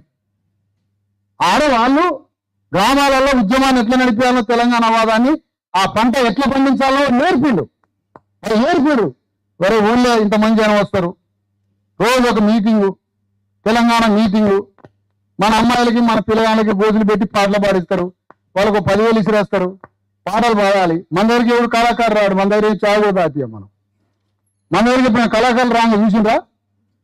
వాళ్ళని మనవాళ్ళని వేలేస్తాం, వాళ్ళ మనవాళ్ళని వేలేస్తాం. మన దగ్గర కళాకారులు రారు. ఒకళ్ళు వచ్చిన ఆ కళాకారుని అడుగుతా, వీళ్ళందరూ భోజనాలు పెట్టి అంటే 3 కిలోమీటర్లు పరారైతుడు. అందుకని ఈ గ్రామంలో ఏం వచ్చిందిరా ఈ తెలంగాణ వాదం, ఈ మంట వచ్చింది. పై నుంచి కేసీఆర్ నుంచి కూడా ఫోన్ వచ్చింది, పైన ఉన్న రెడ్డి గారి నుంచి కూడా ఫోన్ వచ్చింది. ఈ పంట బండి ఈ తెలంగాణ వాదాన్ని వీళ్ళు లేపు, లక్షల రూపాయలు ఖర్చు పెట్టు, అందరూ ఎమోషన్లు ఇరుక్కోవాలా, తెలంగాణ వాదం ఎగిరిపడాలి. ఎగిరిపడ్డ దాంట్లో రాజ్యం రా. ఈ ఆలోచన మనకు వచ్చిందా ఎప్పుడన్నా? ఒక వాదం, అది స్వాతంత్రోద్యమం కావచ్చు, తెలంగాణ వాదం కావచ్చు, కమ్యూనిస్టు శ్రామిక కార్మికుల పేదల ఉద్యమంగా అందులోంచి వాళ్ళు రాజ్యం ఇవ్వచ్చు, ఎన్టీ రామారావు చూపి తెలుగు వారి ఆత్మగౌరవం కావచ్చు. ఏది వచ్చినా తెలుగు వారి ఆత్మగౌరవాన్ని వాళ్ళకే రాజ్యం, తెలంగాణ ఆత్మగౌరవాన్ని వాళ్ళకే రాజ్యం, భారతీయుల ఆత్మగౌరవాన్ని అగ్రవర్ణాలకే రాజ్యం, హిందువుల ఆత్మగౌరవం వాళ్ళకే రాజ్యం. ఇది బీసీఎస్సీ ఎస్టీల ఆత్మగౌరవం, ఇది మనకే రాజ్యం. దానమే ఉండదుగా, దానమే పేరు ఉండదు, మా భూమి అని పేరు ఉండదు. దాంట్లో భూమి అంతా మాదే, భూమి అంతా మాదే. ల్యాండ్ కమిషన్ వేస్తాం, ల్యాండ్ కమిషన్ విచారణ 500 సంవత్సరానికి 700 భూమిని లెక్కలు చేస్తాం. ఇదే చిరంజీవి గారిని పెట్టి లెక్కలేం తీస్తాం సార్, కూర్చొని లెక్కలేం తీసి భూమి పంచుకుంటాం. ల్యాండ్ కమిషన్కి శాఖల ల్యాండ్ కమిషన్ పేరు పెడతాం. ఇది జరిగిద్దని మనకు రాజ్యం రానియట్లే, ఇది జరుగుతుందని మనకు రాజ్యం రానియట్లే. కానీ ఇదే జరగాలి. ప్రకృతిలో మనకు అనుమానం రానియట్లే, ప్రకృతిలో అనుమానం రానియట్లే. చర్యకి ప్రతిచర్య, ఇది నేచర్ సైన్స్. ఇది ప్రకృతి గుణం, చర్యకి ప్రతిచర్య ప్రకృతి గుణం. మరి ఎడివారు కొడుతుంది, మనం ప్రతిచర్య ఎందుకు చేయలే? ఎవరెవరో వచ్చింది, మనం ప్రతిచర్య ఎందుకు చేయట్లే? నీకు మొత్తం వీక్షణ ఇస్తే ప్రతిచర్య ఎట్లా తెలిసింది? నీకు అనిస్తేషియా ఇస్తే ప్రతిచర్య ఎట్లా తెలుస్తుంది? అంటే నువ్వు బానిసగా తన దగ్గర మోసపోయి దాడికి గురై దోపిడీకి గురవుతున్న సంగతి కూడా నీకు తెలవదు. నిన్ను దోపిడీ చేసేవాడే నీకు భగవంతుల్లా కనిపించినప్పుడు నీ నుంచి ప్రతిచర్య మిస్ అయిపోయింది. పాలమూరు యూనివర్సిటీలో స్వరాజ్య పాదయాత్ర చేస్తుంటే నారాయణ కుమారస్వామి లోపలికి, నా స్నేహితుడు లోపలికి ఆహ్వానించి మీటింగ్ పెడితే ఆ యూనివర్సిటీలో ఈ నూటని చెప్పిన చర్యకు ప్రతిచర్య లేదు మన నుంచి. ఎంత గొప్ప సైన్స్ రెడ్డి మొదలది. ఇప్పుడు అవి కాసుకొని నువ్వు చెన్నయ్య బ్రాహ్మణుడు అనడేంటి సార్, అక్కడి నుంచి కదా మంట అంటే సార్ ఆయన అంతిమ లక్ష్యం నాకు నువ్వు అనవు సార్, మాకు ఇట్టుగా మీ కార్యకర్త మీరు రోజు కష్టపడి గ్రామం పోవాలి, ఎక్కడ ఏం మాట్లాడాలి, ఎక్కడ ఏమనొద్దు, మాకు లెక్కలు ఉంటాయి మా దగ్గర. దేవుడు అంటుంది, ఒకేసారి దేవుడు లేడు అని తిరగాం. ఎందుకంటే బీసీఎస్సీ ఎస్టీలో దేవుడు కాబట్టి దేవుడు ఉన్నాడు. దేవుడు మా రక్త మాంసాలతో సమాజాన్ని కంటున్నాం, సమాజాన్ని పెంచి పోషిస్తున్నాం. డాక్టర్ అంబేద్కర్ అందుకనే నేను భారత గణతంత్ర రాజ్యాంగ పార్లమెంటు దేవాలయాన్ని కట్టాను.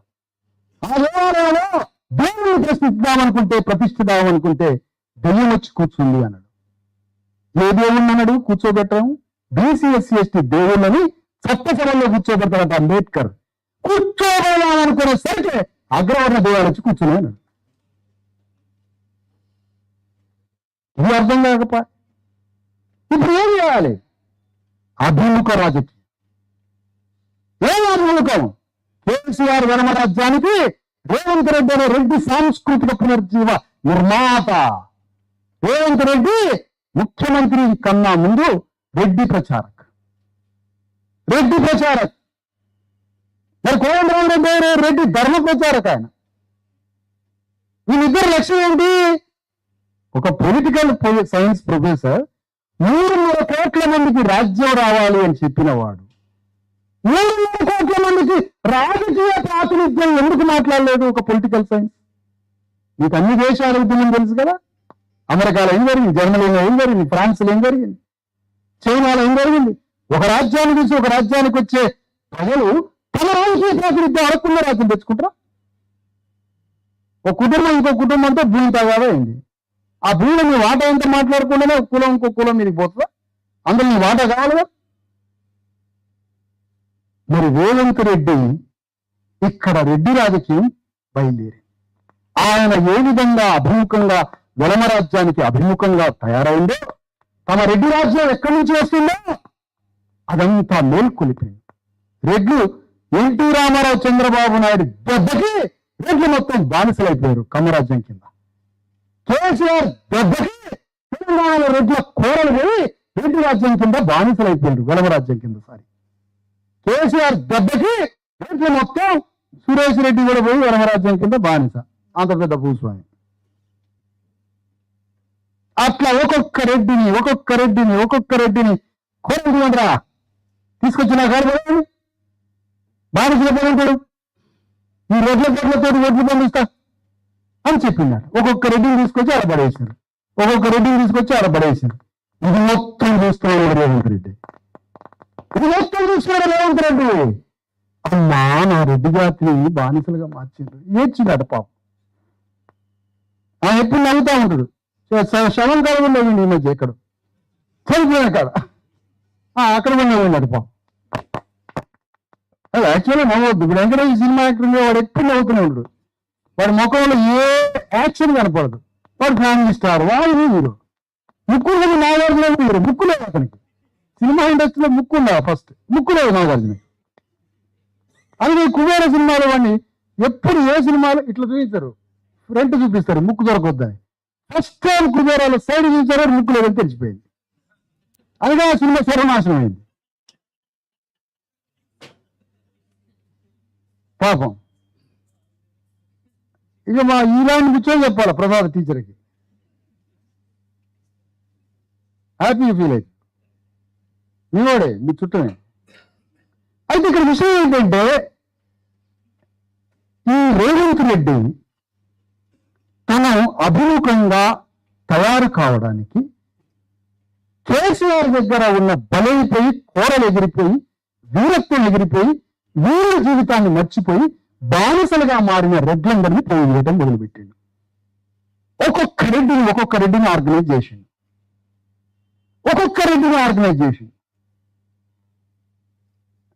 పోచారం శ్రీనివాస్ రెడ్డి అని ఉన్నాడా? చూసిరు ఆయన ఎప్పుడన్నా?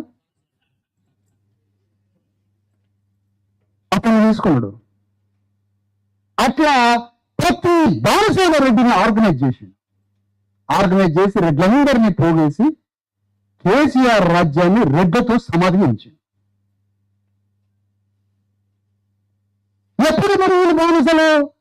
కేసీఆర్ దెబ్బకి బానిసలైండ్రు. అంతకుముందు చంద్రబాబు నాయుడు దెబ్బకి బానిసలైండ్రు రెడ్లు. కమ్మలంత జనాభా 1% లేరు, వెలవలంత జనాభా 0.1. ఈ చిన్న జనాభా వాళ్ళు రెడ్డి సైనికుల్ని సోల్జర్స్ గా మార్చుకున్నారు. వాస్తవానికి రెడ్లు చాలా మంది చాలా సిన్సియర్గా ఉంటారు. రెడ్లు ఫ్యూడల్ వర్గం ఒకటైతే రెడ్లు మధ్య తరగతి స్మార్ట్ బానిసల రెడ్లు ఒక వర్గం ఉంటారు. కాంగ్రెస్ పార్టీలో భూస్వాములైనటువంటి రెడ్లు కాంగ్రెస్ లో ఉంటే మధ్య తరగతి స్మార్ట్ బానిసైన రెడ్లని చంద్రబాబు నాయుడు తీసుకున్నాడు, తర్వాత కేసీఆర్ తీసుకున్నాడు. చాలా మంది రెడ్లకి హ్యూమన్ ఫేస్ ఉంటుంది. ఊళ్ళను కూడా వాళ్ళ భూములు అమ్ముకొని సాగిన సంఘటనలు ఉన్నాయి రెడ్లు. కానీ ఇప్పుడు మేము రెడ్లలో 2 కులాలు చేస్తాం. మేము ఎట్లా కులాలు వ్యవస్థను సృష్టించడం, మేము కూడా కులాలను పెడతాం. ఆయన పెడతాం కుల వ్యవస్థ మేము పెట్టకూడదా? మేము కూడా పెడతాం. రెడ్లల్లా మదగజాల రెడ్లు ఒక కులం, మనుషుల రెడ్లు ఒక కులం. మేము 2 కులాలు పెట్టినాం. వాడు కులాలు పెట్టింది కులాన్ని నిర్మించడానికి, మేము కులాలు పెట్టేది కులాన్ని నిర్మూలించడానికి. మనుషుల రెడ్లు అయితే 90% మంది మనుషుల రెడ్లే. ఈ మీడియా సందర్భంగా చెప్తున్నాను, 90% మంది రెడ్లు మనసున్నోళ్ళే. కానీ ఎవరో భూస్వామ్య రెడ్డి పెట్టుబడిదారి రాజకీయం మొదలు పెట్టాక ఆ దొరలైన రెడ్ల నుంచి మనసున్న రెడ్డి కూడా మారిపోయింది. అటే పోయింది. అటే మారిపోయి ఇటు కూడా వాళ్ళలాగా మారిపోయింది. ఇప్పుడు అందులో మనసున్న రెడ్లు 1% మిగిలి ఉన్నారు. ఆ 1% రెడ్లని మనం తీసుకోవాలి, మనసున్న రెడ్లని. ఎందుకంటే మనకు హ్యూమనైజ్, మానవీకరణ ఉద్యమం, దేశం కాదు మనది. ప్రజాస్వామ్య సూత్రం చెప్పేది శత్రువుని న్యూట్రల్ తటస్థం చేసి, తటస్థం నుంచి డిక్రీజ్ చేసి జీరో చేసి ట్రాన్స్ఫార్మ్ చేసి మనలో కలుపుకోవడం. గనుబెట్టి కాల్చదు ప్రజాస్వామ్యం. గుండె మీద గనుబెట్టి కాల్చదు, గుండెని మార్చుద్ది ప్రజాస్వామ్యం. గుండెని మార్చుతుంది. అందుకనే ఇంత పెద్ద ఉద్యమానికి రేవంత్ రెడ్డి రెడ్లను ఆర్గనైజ్ చేసి ఆ రెడ్డి బానిసలందరినీ మన రాజ్యాన్ని పునర్జీవింపజేసుకోవాలని అది నీటికి ఎదురుపడ్డాడు. పతాకి పెట్టుకుని కరీంనగర్ పోయిండు. ఆ మీటింగ్ జరుగుతుంది. ఎందుకో రాజ్యం మీదకి వస్తున్నా అనే సిగ్నల్ ఇచ్చిందా? పెట్టుకుంటే పోలీసు వాళ్ళు అక్కడే ఉన్నాడు. ఇదే పోలీసులతోటి మంచి నిన్న అరెస్ట్ చేపిస్తా అని కేసీఆర్ మీద సవాల్ ఇచ్చింది. రేపు కేసు పెడితే నీ మీద నేను కూడా రేవంత్ రెడ్డి రాజ్యం దింపి నా రాజ్యం రావడానికి ఇదే పోలీసులతో రేవంత్ రెడ్డిని అరెస్ట్ చేపిస్తానని చెప్దాం. ఇది రాజకీయం. ఇంకో విషయం ఏంటంటే 1000 సంవత్సరాల క్రితం మనం వేసిన పాలిటిక్స్, తర్వాత మనం బానిసలం అయిపోయాం. ఇప్పుడు ఇంకా పెద్ద బానిసలం అవుతాం. ఇప్పుడు మనం ఈ పూర్వ అంబేద్కర్ రాజ్యాంగ వారసత్వంతో మళ్ళీ పాలిటిక్స్ చేయాలి. మనం ఇక్కడితో ఆపొద్దు. జోలపాటలా యూట్యూబ్లో వచ్చి చూడొద్దు. ఏం మాట్లాడింది సార్ మీరు? మాట్లాడితే నీకేం వచ్చింది, నాకేం వచ్చింది? ఏమొచ్చింది నేను మాట్లాడితే నాకు అసహ్యంగా అవుతున్నాయి మాటలు. ఇంకా యూట్యూబ్లో చూస్తాను సార్, మీతో సెల్ఫీ దిగుతుంది సార్. ఏం వచ్చింది నీకు? అందరికీ వచ్చింది. రాజ్యాంగం ఎట్లా ప్రాణం పోసుకుంటుంది నీ మాటతో? నా ఉద్యమానికి ఏమొచ్చింది? చచ్చిపోయిన నీ తల్లిదండ్రులకి ఏమొచ్చింది? బతుకున్న నీ తల్లిదండ్రులకి ఏమొచ్చింది? యూట్యూబ్లో చూస్తే యుద్ధానికి సిద్ధంగా సమాచారంతో బతుకున్న నాడు పౌరుషంగా రేషన్లో బయలుదేరదాం. ఆత్మగౌరవంతో ఊళ్ళో మనం దోపిడీ చేసిన రెడ్డి ధర్మ దొరల భూస్వాముల మీద అభిముఖంగా రాజకీయ కార్యక్షేత్రాన్ని నీ ఇంటి నుంచే మొదలుపెట్టి ఊళ్ళో ఎట్లా రాజకీయం చేయాలో ఆర్గనైజ్ చేద్దాం. వాళ్ళు ఎత్తుగడేసి తీర్చడానికి యువక ఎత్తుగడే. రేవంత్ రెడ్డికి నిద్ర లేదు. అనుక్షణం ఎత్తుగడలే కేసీఆర్ మీద. మొత్తం పాలిటిక్స్ తనే. బీసీ ఉద్యమానికి ఆయన నాయకుడు కాదు. ఎందుకంటే బీసీలో నుంచి లేడుగా విప్లవకారుడు. కాబట్టి బీసీ ఉద్యమానికి ఆయన నాయకుడు అట పాపం. కాబట్టి మన రాజకీయమే ప్రాణం. పాటమ్మ ప్రాణం కాదు. ఇప్పుడు పాట అంటే ప్రాణం అంటానికి, పాటే ప్రాణం అంట. పాట కాదు, రాజకీయమే ప్రాణం. ఎందుకు? మానవుని నిర్దేశించేది పాలిటిక్స్. మానవుడి జీవన గమనాన్ని నిర్దేశించేది పాలిటిక్స్ మనం చేయాల్సింది. ఒక 30 ఏళ్ల వీరుడు, పూర్వ అంబేద్కర్ ద్వారా చదువుకున్న వీరుడు, యువకుడు రాజకీయం చేయకుండా నువ్వు బెంగళూరు ఇంటికి పోయి పనుకుంటావు. అబ్బో మీరు ఎట్లా నిద్రపడుతుంది మీకంటున్నా. అందుకోసమే తెలంగాణ గడ్డ మీద రెడ్డి వేలమ భూస్వాములు తెలంగాణ రాజ్యాన్ని తెచ్చుకొని తమ రెడ్డి వేలమ రాజ్యాన్ని పునర్జీవింపజేసుకోవడానికి తెలంగాణలో జేఏసీ ఎట్లా పెట్టిండ్రో అదే తెలంగాణలో దానికి ఇరుగిన మంత్రంగా రాజ్యాంగం ప్రకారం తెలంగాణ గడ్డ మీద బీసీ ఎస్సీ ఎస్టీల రాజ్యం కోసం కూడా బీసీ ఎస్సీ ఎస్టీ జేఏసీ పురుగు పోసుకుంది మార్చి 31వ తారీఖున మొన్న. పూర్వేయంగానే ఈ టీవీలో ఇంటున్నాను మీలా అంతే కుటుంబ 14వ తారీఖున మా ఊరు రథయాత్ర పెట్టి వీళ్ళందరూ వచ్చిండ్రు. ఐరావులైన మేధావులు అందరూ వచ్చిండ్రు. అందరి మధ్యలో అందరి ఆశీస్సులతో ఆ జన్మ చేసి జన్మించింది. జన్మించిన 15 వరకు ఆదిలాబాద్లో యాత్ర బయలుదేరింది. ఏమిటి ఆ యాత్ర? తెలంగాణ వచ్చినాక హాస్పిటల్ లేవుగా, ఊళ్ళలో లేవు హాస్పిటల్ మందులు లేవు, ఐరన్ టాబ్లెట్లు లేవు, మన అమ్మకి నెత్తురికి మందులు ఇవ్వడానికి ఐరన్ ఫోలిక్ యాసిడ్ మందులు లేవు, ఆడ టీవీకి మందులు లేవు. మన టీవీలు వచ్చినాయిగా మొత్తం ఊపిరితిత్తులు బాగా కొట్టుకొని రిచ్చాలు దొక్కినాయి.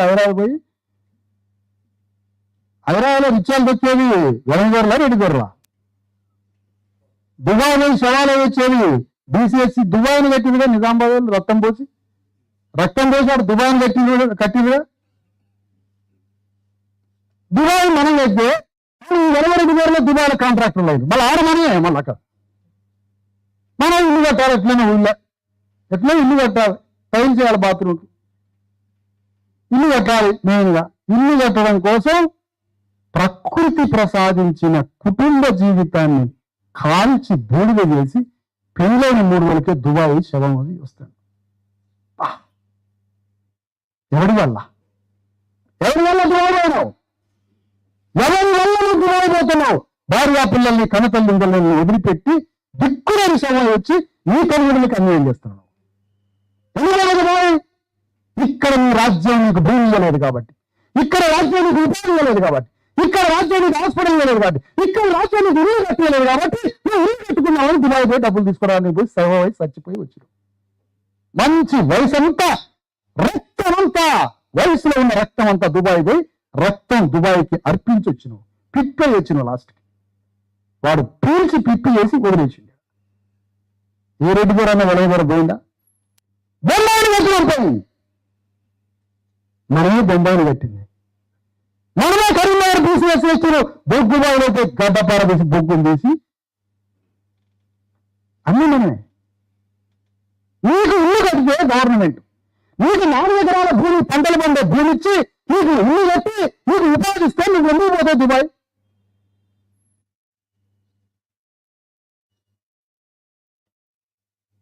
ఇది సామాజిక బాధ్యత. ఇది మన పూర్వీకులకు అందించే వారసత్వం. ఇదే రాజకీయ యుద్ధం.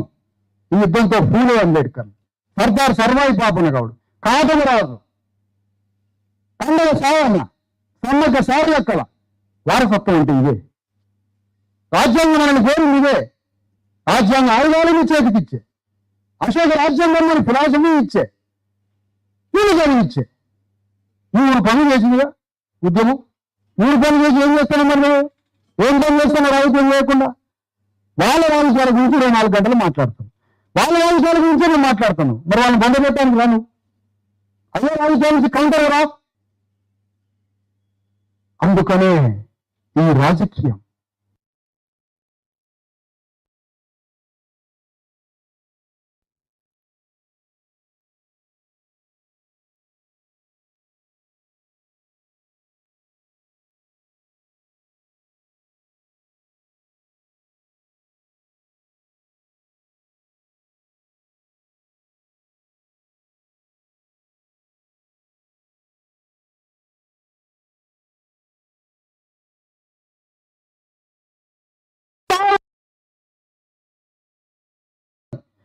అక్రమంగా 90% మా చేతిలో మా కడుపులో ఉన్నది పీక్కుతున్నావు కాబట్టి నాకు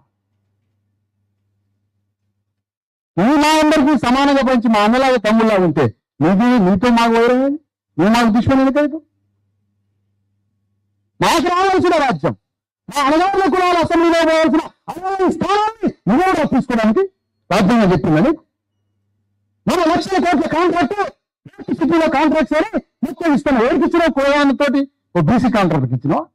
ఎస్సీ కాంట్రాక్టర్కి ఇచ్చినావా? ఎవరికి ఇచ్చినావు? ఆ రాహుల్ గాంధీ ఆడ పిచ్చోడ మంచిగా తెలియదు అతను. రేవంత్ రెడ్డికి పక్కన కూర్చోబెట్టి పొగుడుతున్నా. బీఆర్ డబ్బులకు పొగుడుతుందా దేనికో తెలియదు.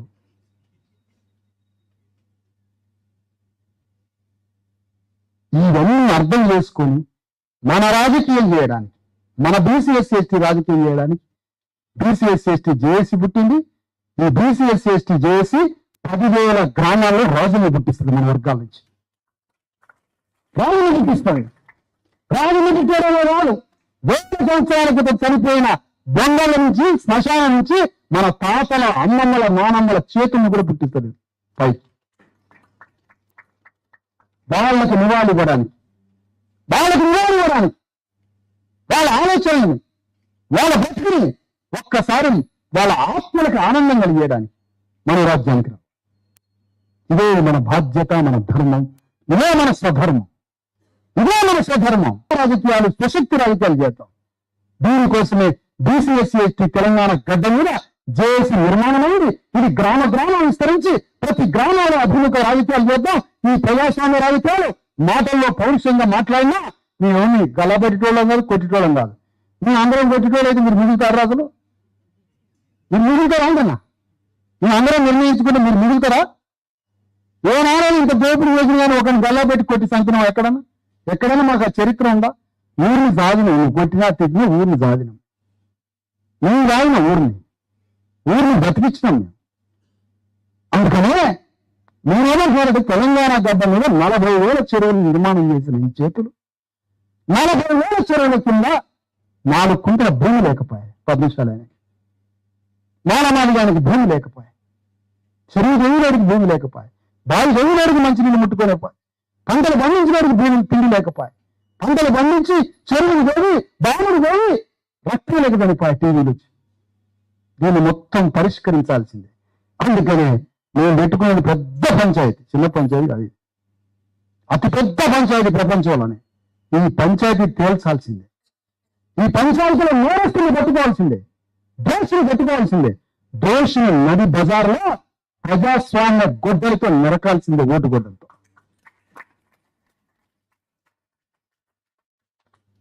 దానికోసం అనేక మంది మేధావులు, ప్రొఫెసర్లు, అనేక మంది ఒక ఆహ్వానిస్తున్నాం. ఇది స్వశక్తిగా స్వధర్మంతో నడిచేది. అందరం తలా ₹1 వేసి నడిపించుకోవాలి. దీన్ని మీ పార్టీ మీకు ఉండొచ్చు, నా పార్టీ నాకు ఉండొచ్చు, ఎవరి పార్టీ వాళ్ళకు ఉండొచ్చు. కానీ ఇది అందరి కోసం పుట్టినటువంటి అందరి వేదిక. ఇది రాజ్యాన్ని తీసుకొచ్చి మన రాజ్యాంగ హక్కుల్ని కాపాడి రాజ్యాంగ హక్కుల కోసం పోరాడేది. రేపటినా 52% బీసీల రిజర్వేషన్ కావాలి. స్థానిక సంస్థలు కాదు, కేంద్ర ప్రభుత్వ ఐఏఎస్లలో కావాలి రిజర్వేషన్, కేంద్ర పరిశ్రమలో కావాలి రిజర్వేషన్, పార్లమెంట్లో కావాలి బీసీలకు రిజర్వేషన్. 15 ఎస్సీ నుంచి 20% మాకు రిజర్వేషన్ కావాలి. ఎస్సీలకి 10% నుంచి, ఎస్టీలు 7% నుంచి 10% కావాలి. మొత్తం 80% రిజర్వేషన్స్ 9th షెడ్యూల్లో పెట్టడానికి ఒక యుద్ధం చేయబోతున్న జేఏసీ తెలంగాణ గడ్డ మీద.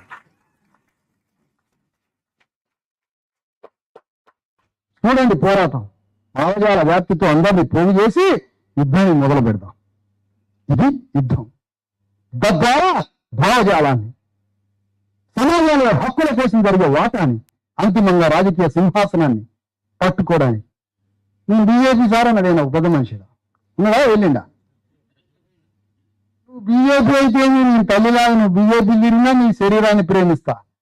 ఎందుకంటే నీ శరీరం బీజేపీలో కలుపు, నీ ఆత్మను మాత్రం నేను పట్టుకుంటా. ఎందుకు? ఆత్మ సత్యంతో తయారైంది కాబట్టి. నీ ఆత్మ నాదే, ఎందుకు? సత్యాన్ని నీ ఆత్మ. నీ శరీరాన్ని తిప్పు, బీజేపీని తిప్పు. ఇప్పుడు మన తల్లి ఎంత ప్రేమ ఉంటే ఇరువురు పెట్టుకుంటుంది తెలుసా?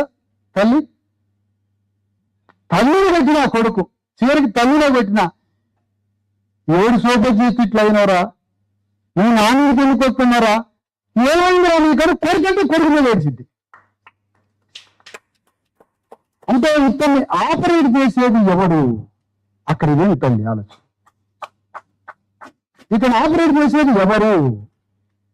అట్లనే మన వాళ్ళంతా అనేక పార్టీలలో నీకు తెలిసి ఉంటున్నావో తెలవకుంటున్నావో బానిసకుంటున్నావో ఆ పని భగవంతుడు తెలుసు. నీ ఆత్మను మాత్రం నేను తీసుకొని పోతా.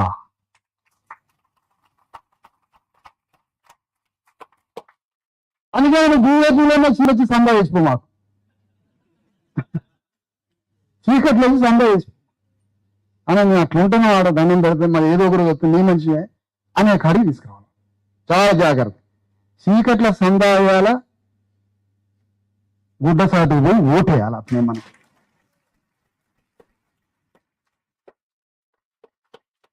అక్కడికి తీసుకురావాలి వీళ్ళని. ఇప్పుడు రెడ్లు కేసీఆర్ చుట్టే తిరిగి తిరిగి తిరిగి పీరుగం చేసి పారేసి మానవ బాంబులాగా లోపట్లో పెట్టిండు రేవంత్ రెడ్డి. సత్తి బయటకు వచ్చారు వాళ్ళు. మనం కూడా మన మిత్రులు ఆడనే ఉంటుంది ఉండు ఆడనే ఉండి ఆడ వెంటూ ఇక్కడ నీ తల్లికి ప్రాణం పోసిరా. దానికోసం ఈ ఉద్యమం ఇది యూట్యూబ్ని ఒత్తి చూసి జోరపాటలు పాడేది కాదు. అభిముఖ నాయకత్వానికి బయలుదేరి యుద్ధ రంగంలోకి దిగి తెలంగాణ గడ్డ మీద మన రాజ్యాన్ని నిర్మించి హీరో అంబేద్కర్కి ఘన నివాళి చెప్పడానికి మీరంతా కదిలి జేఏసీలోకి రావాలని ఆహ్వానిస్తూ అందరి దగ్గర నుంచి సెలవు.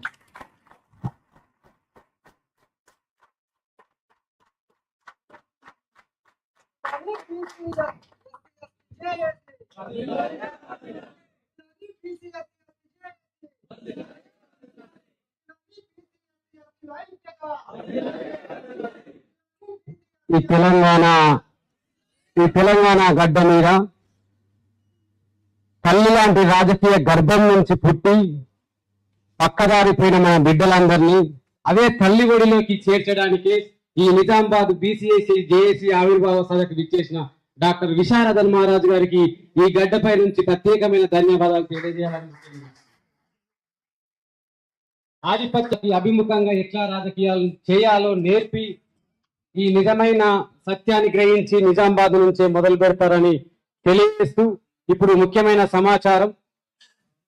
ఈ జేఏసీ ఇంతవరకు మనం ఇన్ని ఆలోచనలు ఇంత చరిత్రను తెలుసుకున్న తర్వాతకి దీనికి ఐక్య కార్యాచరణతో ఏ విధంగా పనిచేస్తూ ఈ జేఏసీని ముందుకు తీసుకువెళ్ళిపోతామని కమిటీ వేయడం జరుగుతుంది. ఈ ఇంట్రెస్ట్ ఉన్న బాధ్యతను తీసుకోవాలని ఎవరికైతే ఉంటుందో వాళ్ళందరూ కూడా రైట్ సైడ్ గా కూర్చుంటే మనం ఒక కమిటీ వేసుకోవడం జరుగుతున్నది. ప్రతి జిల్లాలో ఒక కమిటీ ఎక్కడ కూడా కమిటీగా మనం వేసుకుని జేఏసీ సదస్సు నిర్వర్తించుకొని అక్కడ కమిటీ వరంగల్, ఆదిలాబాద్, నిర్మల్, కరీంనగర్, హుస్నాబాద్, నల్గొండ అదే విధంగా ఈ నిజామాబాద్ లో కూడా తాత్కాలిక కమిటీ వేసుకోవడం జరుగుతున్నది.